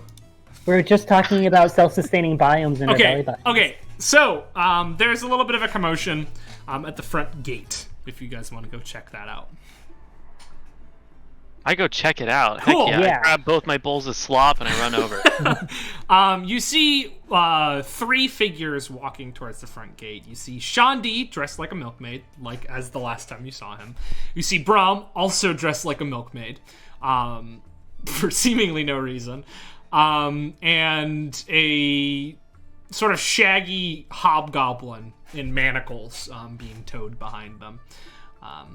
As they come back, Malakanth sort of brushes past you. Shandi, first town Malakanth is a half-elven, the leader of this fort that you guys are at. And sort of takes the chains from Braum and says, I appreciate the support. Thank you both for whatever you did. And as they're leading him away, Kazarak the hobgoblin says, hey, what can I say? Having a preference, never killed anybody, but it definitely got him captured. Twice. As he's led inside the fort. And Braum turns to Shandi and says, good job, kid. You're pretty handy in a duel, even when you're, in restriction clothing. Feel free to get changed whenever you're done, whenever I'm changed, we're gonna start heading out towards the tower. Okay. I'd prefer to be changed immediately, thank you. Let's go for it. That combat uniforms, do they give you extreme mobility on the battlefield? It looks airy. Yeah, it looks like there'd be like a lot of cooling, I don't want to talk about the cooling. Does it make room for your sex nipples? Because a I don't want cat. to talk about those either. Those are present only temporarily. 1 minute at a time, once per long rest. No! Is that why you picked Milkmaid? Because there's 6 nipples instead of 2? I'm going to change. Me, wow. Braum and Shandi head off to change. Doesn't take too long before they are done and meet back up with you at the mess hall because Braum wants to get some hot slop in him before you start your trek. So Braum, are Yeah. we starting tonight? No, we'll camp out outside the tower so you can start tomorrow. Alright. How'd it go, by the way? You're alive, so that's good. It went pretty well. We caught one, but we quickly dispatched it and when we found the rest at the top of the mountain, climbed up, killed them all, broke the eggs. Minor injuries sustained. Minor injuries, but Glad to see A little. you two are back to normal. What do you mean? we were always normal. Okay. Alright, are we ready to head out? I'm ready. I suppose I should have handed you guys these before we went off on our own merry way. He reaches into his bag and pulls out sort of travel cloaks that are gonna be a lot more rainproof than the whatever that you guys have at this moment. Hey, Sort of thanks. forgot. Oh, but, here, this is for you. It's an ear. Oh! Yeah! Sorry, forgot. No, these are for you. I asked to be paid in this. But I figured it might be helpful for you guys to have. So, hold on to it. So, it works if 2 of us have one, we can, like... No, you need 2. They communicate with each other. So this was all extra credit? How many sets do we have of these things? You have 2 ears. They communicate with each other. So, 2 people wear one of them. Yes. Right. Who wants to have fancy ears? I mean, I wouldn't mind. All right. I toss you one ear. Who wants to be able to talk to Septon? Lipton tries to make eye contact with Una. Una, would you like to talk to Septon? Una left. What? Una. Oh, right, Una's not here. Yeah. Una left to go to the bathroom. At this point, you would have been back. It took some time. I'll be like, yeah. Una's She'll pooping. accept the ear. Cool.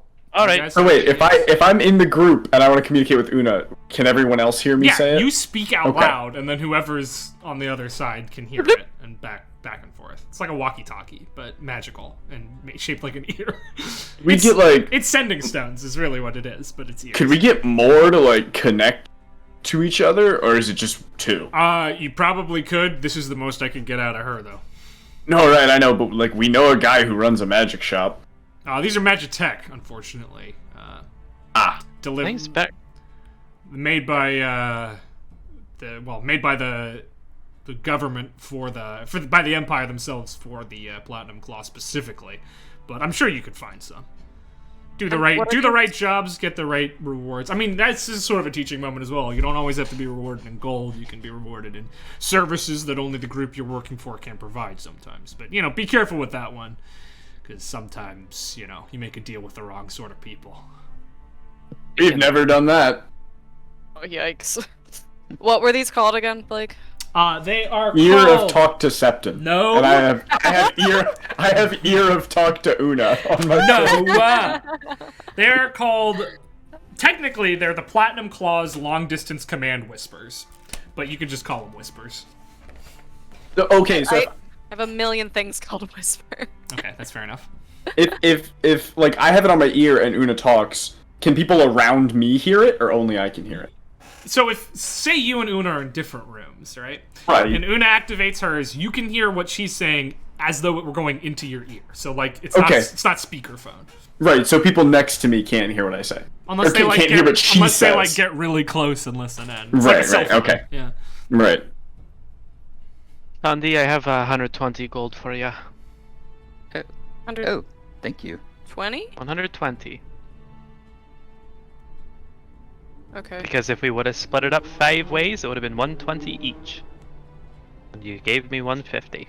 Right. Wait, but why did we split it up 5 ways? We didn't. But I don't say anything. I just give him 120 gold. Say, here's your share. Much appreciated. You're welcome. All right, you ready for a trek? Trek? Yeah, like a long walk. Ooh, Sure. You I'm a said nod. trek. No, I said trek. All right, follow me. Thank you, Malakant. Whatever. You've never seen Brahm this excited. And Shandi, throughout the entirety of the mission, Brahm was like more lively and having a better time than you'd ever seen him. Seems like he's in his element out here adventuring, you know. Mm-hmm. Cool. So you begin to walk. You are walking in a direction. Which direction? West. As you're walking out, he is going to start to explain the test that you are about to take. So your midterm. You already picked the mission. There were several different missions you could have picked, but let me give you the parameters of the mission. We're going to be headed to the foot of a tower, a wizard's tower. It used to belong to a gnome named Hezelfast Emberly. He's a former court wizard of the Empire and a friend of Casimir Orian's. You might have heard of him. He was supposed to come give a talk a couple of weeks back, but he didn't make it. Sent some people out Turns out he died. Nothing suspicious. He's just old. He's a very, very old gnome. Oh, for a second I thought you said Casimir Oren died. No. Lord Orion is fine. Hazelfast Emberly died of old age, natural causes. He'd been living alone in this tower for a very long time. It's kind of hard to say how long he had been dead when he was found. Regardless, he left his tower and all of his belongings specifically, well, to the Bright Futures program, but specifically to you. So, what you're going to be doing is you're going to be delving into his tower, and you're going to be attempting to rescue someone. That someone is Windrunner. I'm sure you've met Agile Mask's dog. He is in the tower somewhere. You gotta find him, and you gotta bring him back out. Oh, alright. Safely. Okay. Right. Pretty simple. Sure. Tower itself, I'm not going to tell you too much information about it because you wouldn't know too much about it, but I can tell you... My tactics. Hey, thanks for the sub, Rob. I can tell you that Hazelfast, in his old age, liked to train his mind, so most of his tower is just made up of puzzles, contraptions, and different devices that he had installed by, various Magitech savvy individuals, various other mages to keep him on his toes, even as he got old. It's gonna be real tricky and... Yeah. Specialty. Well, yeah, hopefully you can make it through. For a different one of the missions, the sort of seek and destroy mission, with that you didn't choose, the training golems that were set loose in the tower will still be in there. If you run into them, you will still have to fight them. And there could be any number of creatures wandering about this tower, either that Agile Mask has set loose in there or were there to begin with. Mask has searched the tower top to bottom. He solved all of the puzzles, set them back, of course. And he is assured that nothing in there will be so dangerous as to be an issue. We're gonna have a repeat of whole crystal situation, I've been assured. But we do have a backup plan. And he reaches into his bag and he pulls out a small purple wooden stick, and he hands it to Una. If things become too overwhelming, break that stick. It will create a bubble with a 10-foot radius around whoever breaks it that is impassable in any way.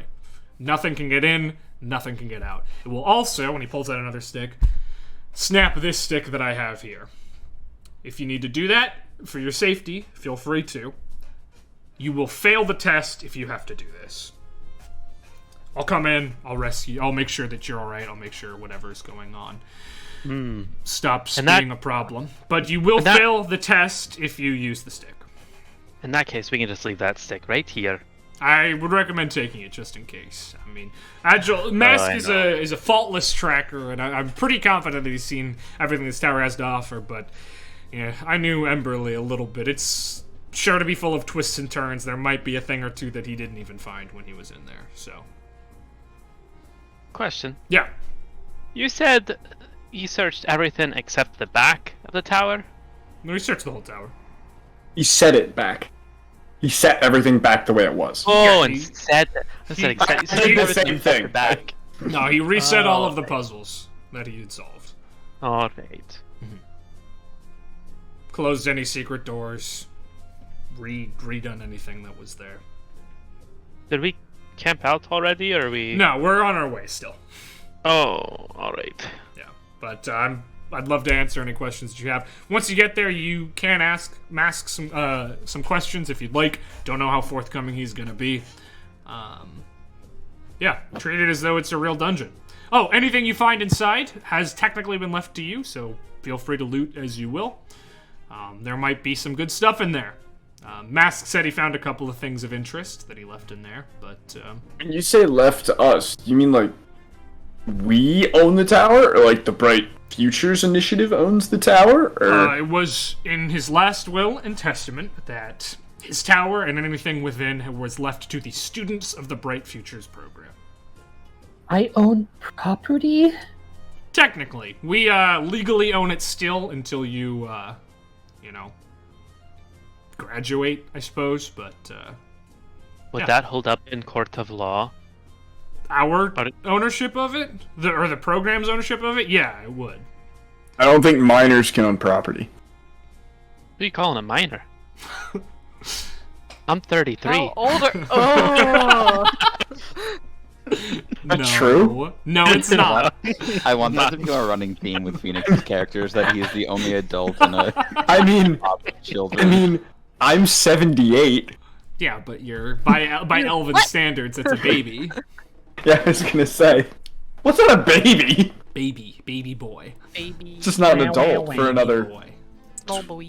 22 years. All right. Well, any more questions?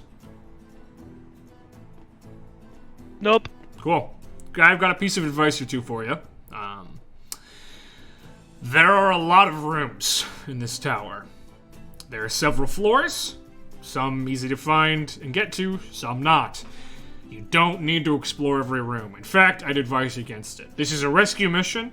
In this situation, Windrunner is in no harm, but in no real danger at all. But in most situations like this, the person you are attempting to rescue or find would be. So my advice is get in and get out as quickly as you can. Keep your wits about you, because it's probably going to be pretty wacky. Oh, also, there's going to be several things, because we set the thing up for all of the potential mission types. There's going to be several things in there that you don't need, that aren't of use to you, because they were for different mission things. Anything that we have put into the tower is marked with the Bright Futures insignia in purple. If you see levers marked with that, they're for a different mission. Don't worry about them. If you see documents or suspicious pieces of materials marked with that, for another mission. So just keep that in mind as you go in there. All right. Well, oh, there he is. And he sort of points up to the horizon where you can see a pretty tall tower standing on a rocky ridge. Why did you open it? Tall tower. Pretty tall tower. Hello. Yeah. Please. Okay. My mouse is really not having a good time today. Okay. Yeah, it's the tower is made of rough-hewn brown stone, and it's overlooking a river that is slightly overflowing, sort of behind it. You see a small makeshift campsite has been set out outside, and you see Agile Mask standing. Not standing. He's sitting next to a campfire, roasting a sausage.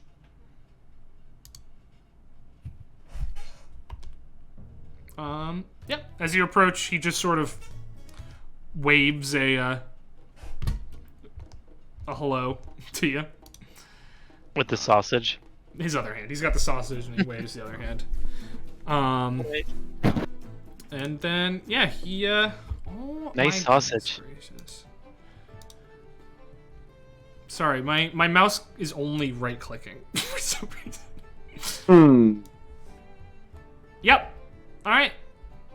So as you arrive, he says, "Hey, took your time, Brom.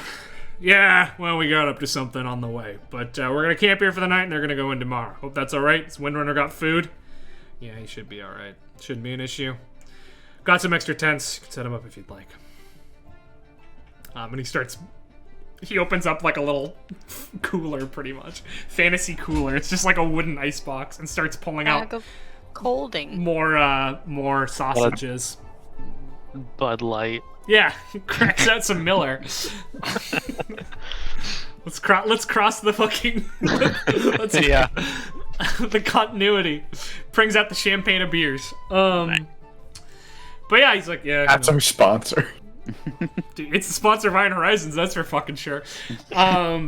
He starts setting out some like sticks for you guys to roast food as well. And yeah, you have the rest of the night. It's raining, lightly still, but at this point, more of a drizzle than anything. Brom sits down, starts stripping off his armor, and starting to roast something for himself. And he's humming a tune to himself. He's in his element, and he's thriving. A wee ditty. A wee little ditty. Yeah. Can I history check? Can I history check the tune? Absolutely, yeah. See if Septon's familiar with this piece of music.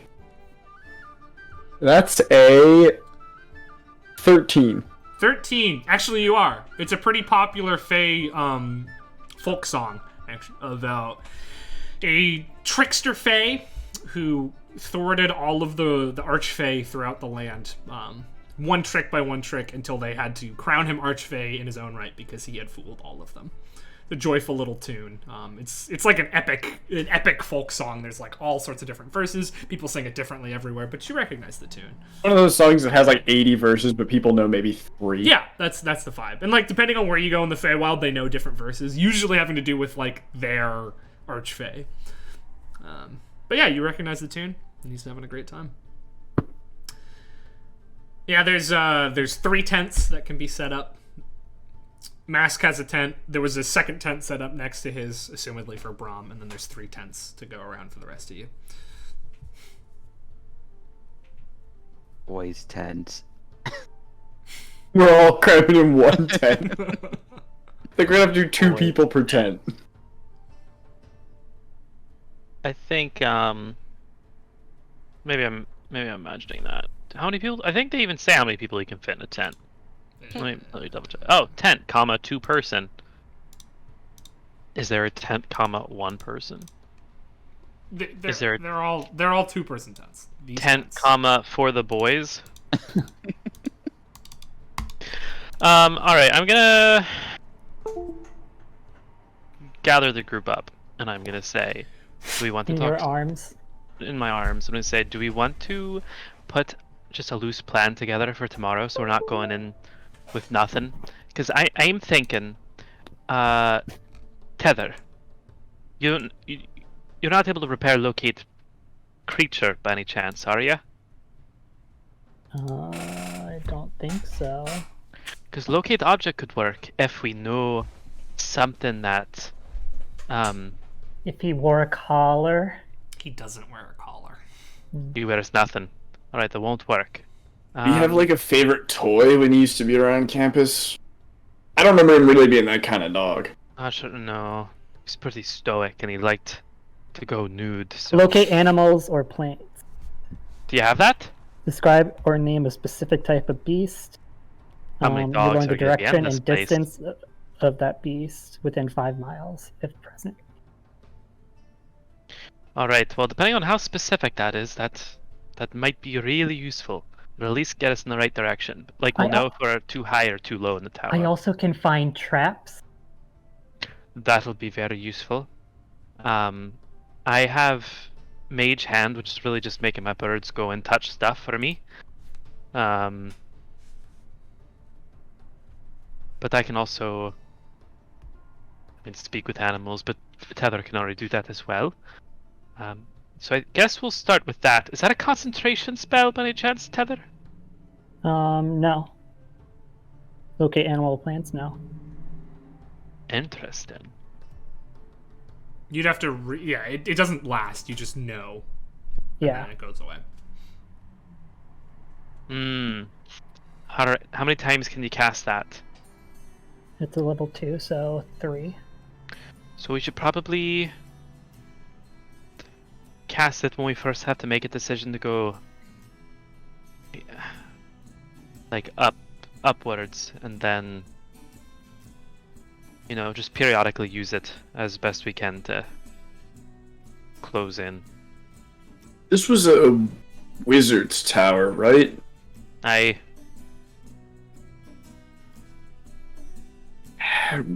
was in a wizard's tower at one point recently.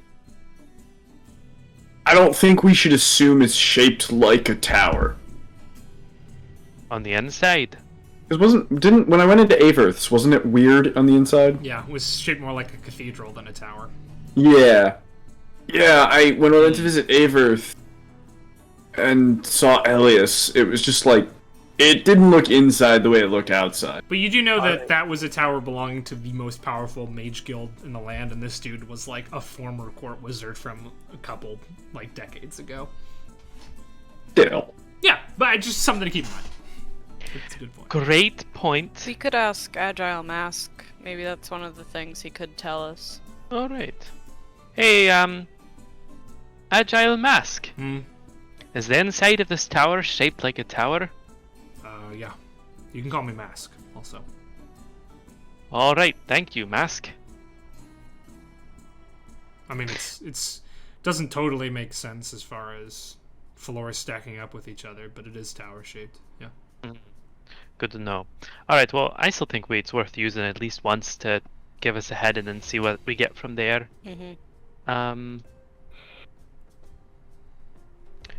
Cool. Any other great ideas, or should we just then go in and see how it goes from there? I could also prepare like detect and dispel magic. Aye, also a very good idea. It seems like you have the most flexibility with your spells, so whatever you can prepare, and then if you need to necessarily or not necessarily take your offensive spells, we can make sure we're pulling double duty on protect the tether duty. You don't have to do that. We have to. You're doing all the utility and the searching. All I can do is hit things and jump and speak with animals. Yeah, oh, never mind. Silence. I was about to make a joke. Do you think the DM will help us level up? But I don't get level 4 spells. Never mind. Because then I had don't get locate level 4 creature, Ah, a specific creature, and stone shape. well, now we definitely won't level up. Well, you Yeah. weren't gonna level up anyway. Yeah, that would have made it very easy. Great. Anyone else? I can't change spells. Me I neither. can try to change my the way I you guys have seen me do the little teleport thing. Mm-hmm. I can it changes depending on what color I am. What color do you need to be? Well, one of them would kind of let me touch someone else and move them. So if our job is rescue a prisoner, that might come in handy. Very useful. How do you do that? It's tied to my emotion, and I'm in a pretty good mood, so I should be able to do it. I'll just think certain thoughts, and I should be able to. Thoughts? Yeah. I'm growing from red to green, which isn't too hard. It would be really hard to go from red to blue. Don't worry about it. Don't worry about it. I'll be fine. All right. Good luck.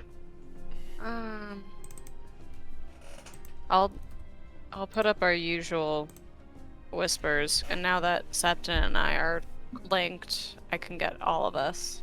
Nice. Because I can do up to 3 people. You guys still can't talk to each other, but you can all talk to me at least. So if we get separated at any point, I'll make sure to do that early on.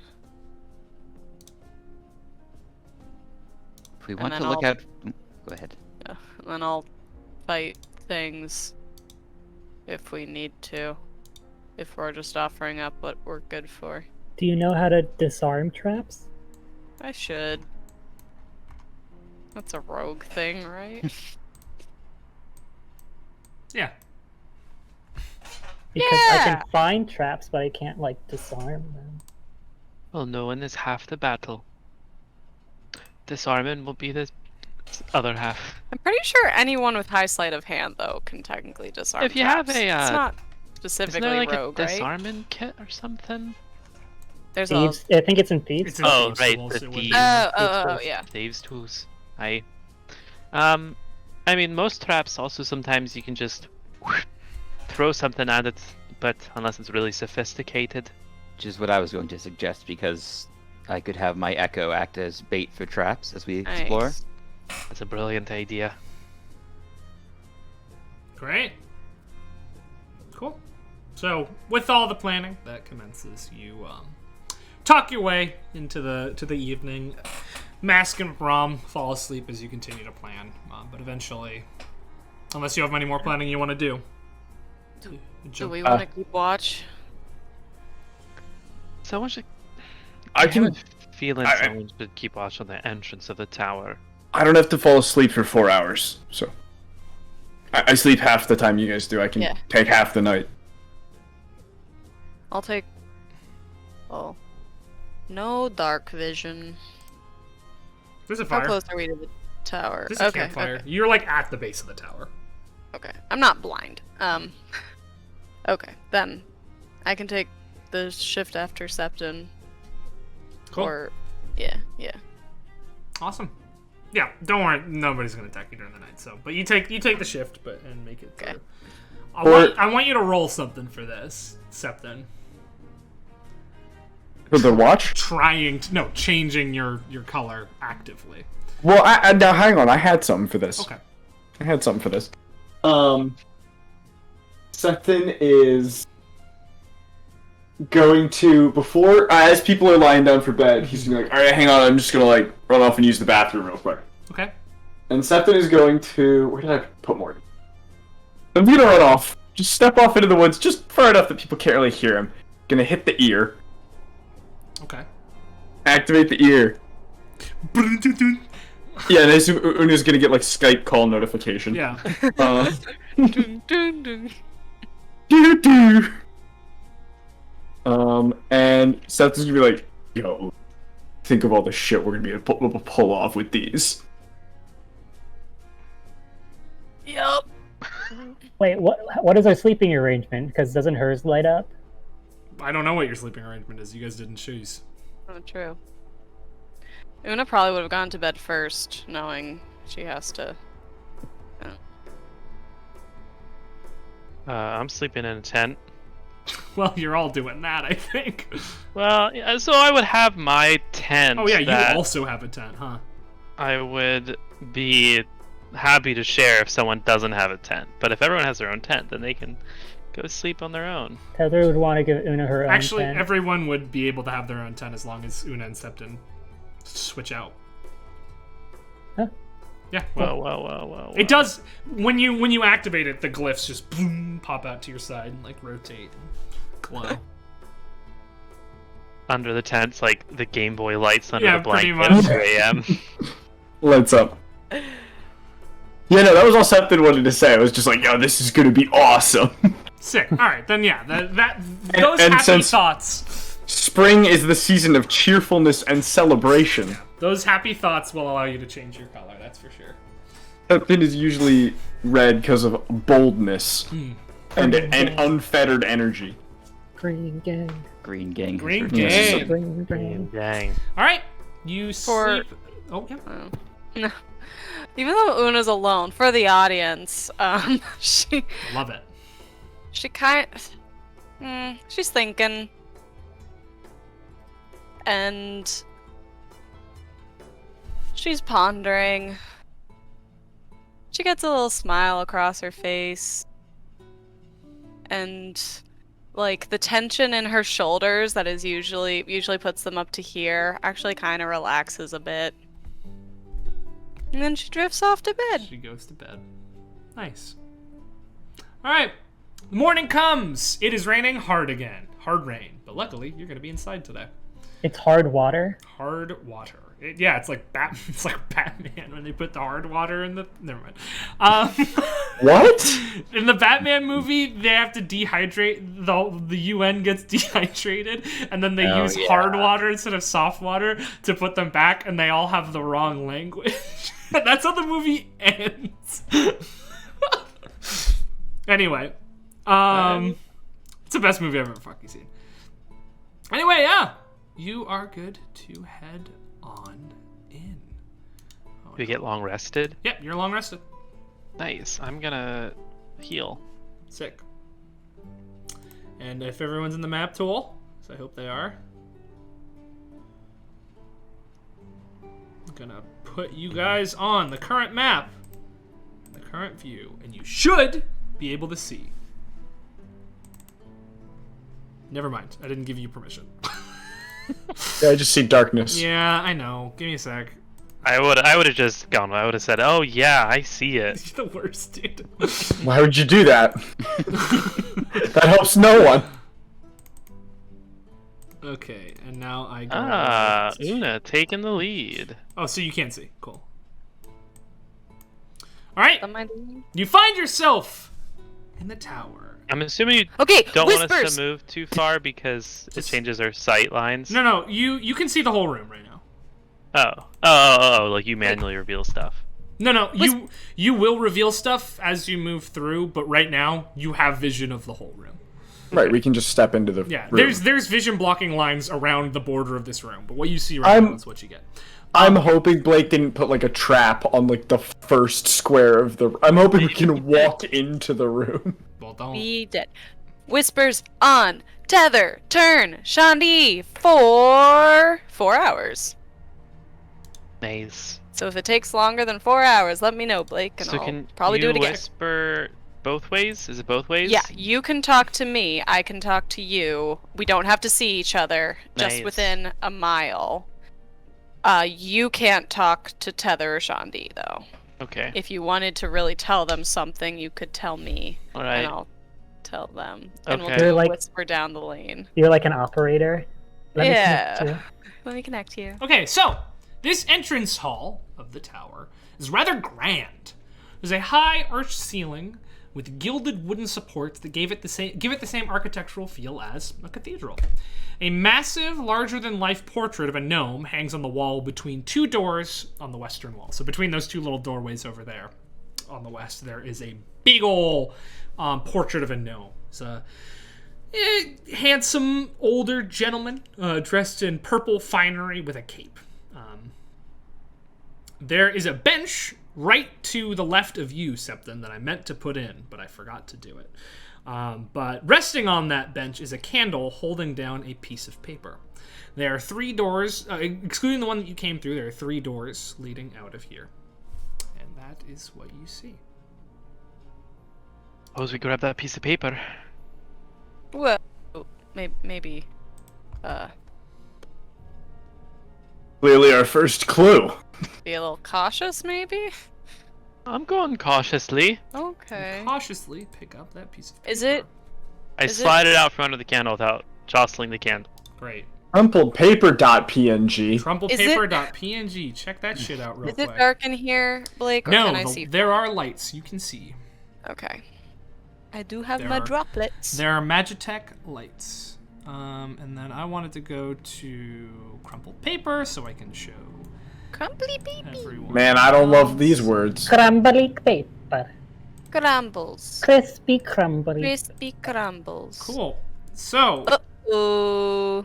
you Did I see- forget how to read? No. These are words. Septon, you probably vaguely recognize them because you're the only arcane caster. These are words. Am I an arcane caster? Bards are arcane casters, yes. These are words that are part of the verbal components of casting arcane spells. Alone, they don't mean a whole lot. And particularly to you, because you're not like a wizard, so you don't study this. I do a lot of verbal casting. Yeah. Luxira, Eustre, Sinistre, Obduro, Expurgiru, and Scripture are those Like are Sinestre. just the words written on this piece of paper. This is like magic words, right? So alright, so what's the significance of it? Can I roll an Arcana check to see if I can glean any more of this? Sure. Again, I'm just rolling zeros. You Rolling got with a it. 0 modifier. That's a nat 1. You don't got it. They're words. They're words. I burned the paper. So the other thing is that we're not really supposed to pay attention to everything. We're supposed to move through. So it's possible we can get through here without really worrying too much about this. Keep it on it. Or keep it on us. Examine the candle. Tether? If this is if this is a wizard's tower, with that's like sneaky. There might be a hidden passageway behind the big painting. She tries to lift it.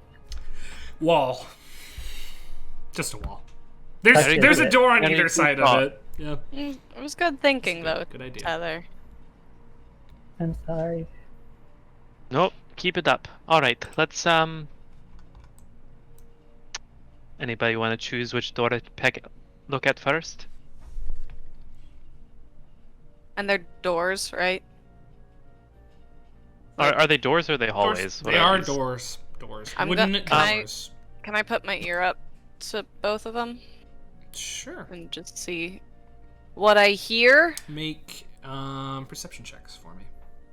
We'll start with the top door first, and then the bottom door. 18 for the top. And 23 for the other. Cool. The top door you listen through, and doesn't sound like much, but after a little while you hear some, like, soft rustling sounds, like cloth on cloth. Something moving. Mm-hmm. And as you look through the other one, you listen in, and it has the distinct impression of a cavernous space. We've got some rustles, and we've got a big space. What's to the south? You can make a perception check if you'd like. Oh. Yeah, the last room. I'll check again. Yeah, if you'd like. Sure. While you look at that, I guess I'll look at this candle then. Oh no, it was almost natural 20. It's a 10. 10. It doesn't take much to hear the sound of metal sort of like softly jangling on metal. Sort of like a wind chime. Turn, you can make an investigation check if you'd like. Big wind chime or little wind chime? Big, made of iron if you had to guess. But it's definitely making like music, it's not just clang clang. No, it's cling clang. It's just a similar vibe as a wind chime. I have a feeling 3. 3, investigation. Looks like a candle. Alright, Feeling that's the golems. I pocketed the candle. Alright, I'd agree with that. Should we take the cavern then? Well, would now be a good time for our first locate creature? Oh, great idea. Yeah. I can't do locate creature. It's too powerful. I can do locate animal. Let it rip, Heather. Yes. Sorry for the semantics. I cast locate animal. You and your what sort of animal are you trying to locate? The dog. Cool. There is a dog within 5 miles. It is upwards from you and a little bit south. That changes things. Not like directly south, but like southwest. I'm thinking we go through this cavern hallway. There's nothing up here, right? It's just the end of the room. Just the end of the room, yeah. Okay. Alright. I think we should go through here. Cavern. Yes, Tether. No, I was like pointing up to where it was, but also on my camera, can you see this like tan line? This immense. Kinda. A little bit. Yeah. It's a Yeah, gradient for us though. Not Yeah. I kind of assumed it was just the lighting, but No, it's pretty stark on mine. Never mind. Okay, let's go. Cool. Who's leading the way? I'll lead the way. All right. Oh, unless were you about to lead the way, Tether? No, you go. Okay. 2 people at a Push. door. Like, I push that door. Okay, and as you push that door, a lock sound, a click happens, and I need everyone be where you would be, I guess. Scout's honor. I be here. I be here. I should have done the find traps. It's alright. We had no reason to believe All this right, was I need trapped. Tether, Turn, and Una to make a dexterity saving throw for me. 13. Cool. That's 9. That's a success. That's a fail. 22. That's a success. So, as you open it, a gout of flame bursts out from the doors. It's always edges. fire. It's an easy trap. No, the fire always hits me. 13 points of damage to Tether, and half of that to Turn and Una. That's not good. All right, and you step through. Oh my. To the next room. Here's what we can do. Are you alright, Tether?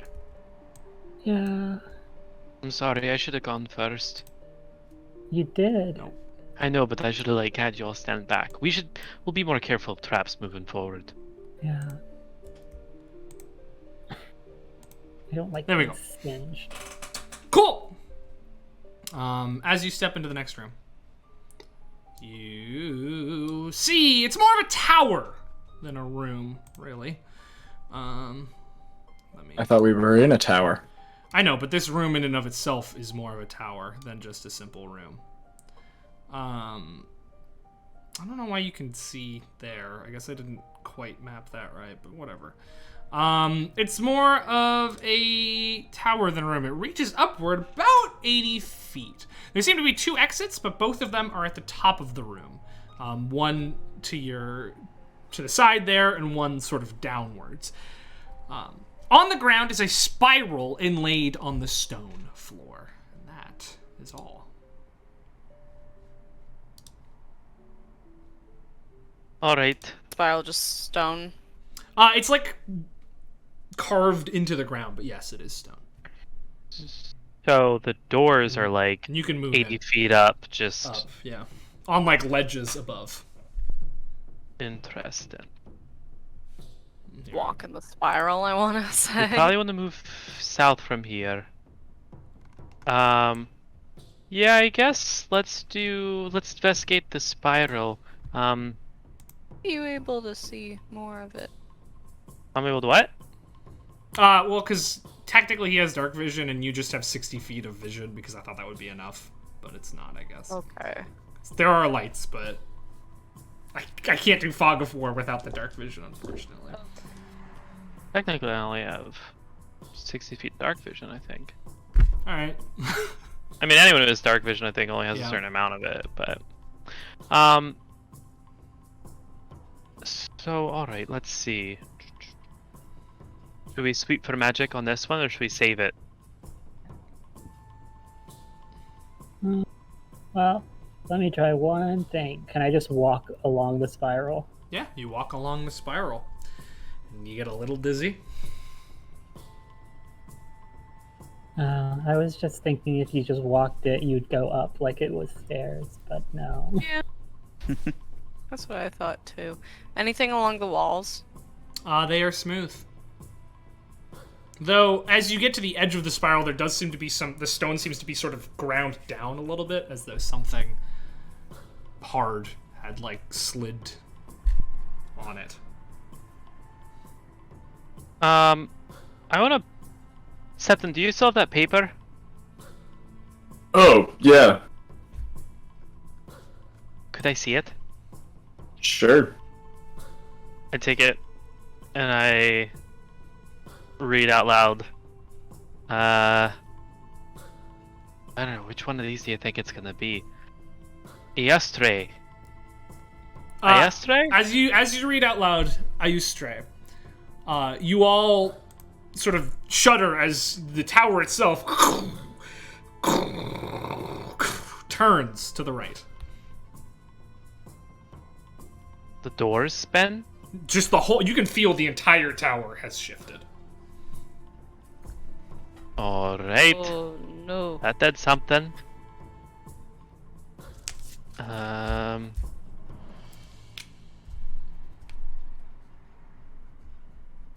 Abdoro.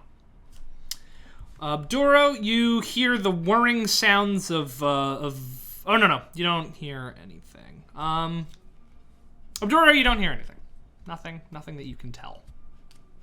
Expertiru. You hear whirring sounds deep elsewhere in the tower, as though machinery were activating. I have no idea what the things I'm doing are. Maybe- Scripture. Scripture, as you say scripture in your hand, not holding the paper, a stylus made of magical light just sort of appears, like a pen that you can hold in your hand.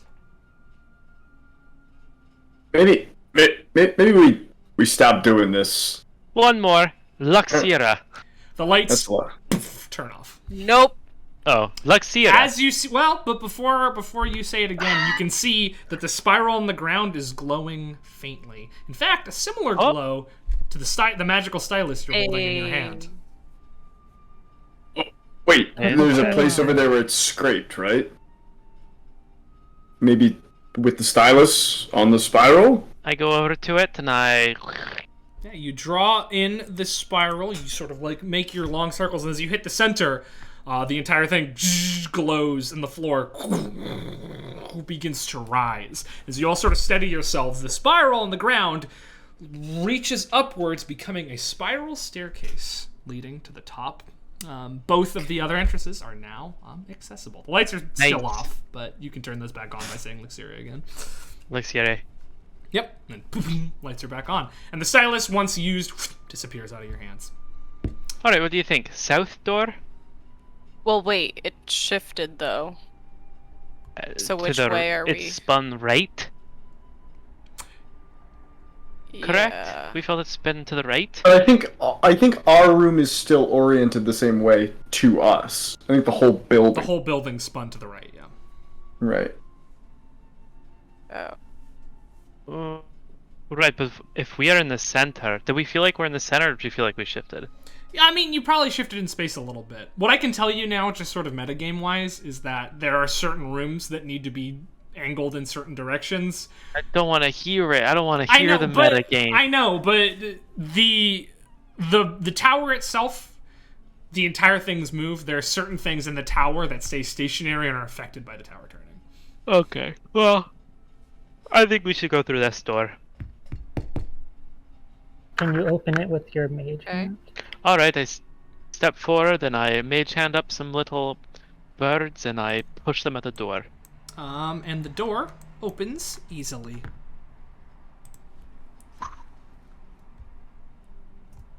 Alright, I step through it confidently. Ew.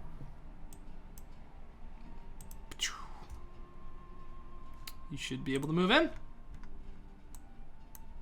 All right. Oh, I forgot to put them in there. All right, you enter into easily the largest room you've seen so far. This multi-levered chamber is packed to the brim with books. There are bookshelves lining the entire room. There's all sorts of books everywhere. Scrolls, ladders leading up to taller bookshelves. Not ladders, sorry.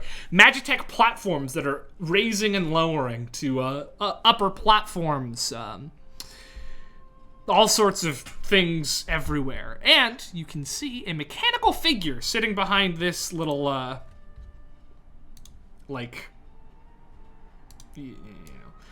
this, police? Okay. This behind here is, there's a figure very similar to the one that you met at Wolter's Watch, Rook, you'll remember. But instead of a chess piece for a head, it has a head that resembles a humanoid's, with large empty glasses where the eyes would be, and a grate where its mouth would be. In the center of its chest, exposed by some rusted plating, is a red gem in the shape of a flame. It is holding a book in its hands.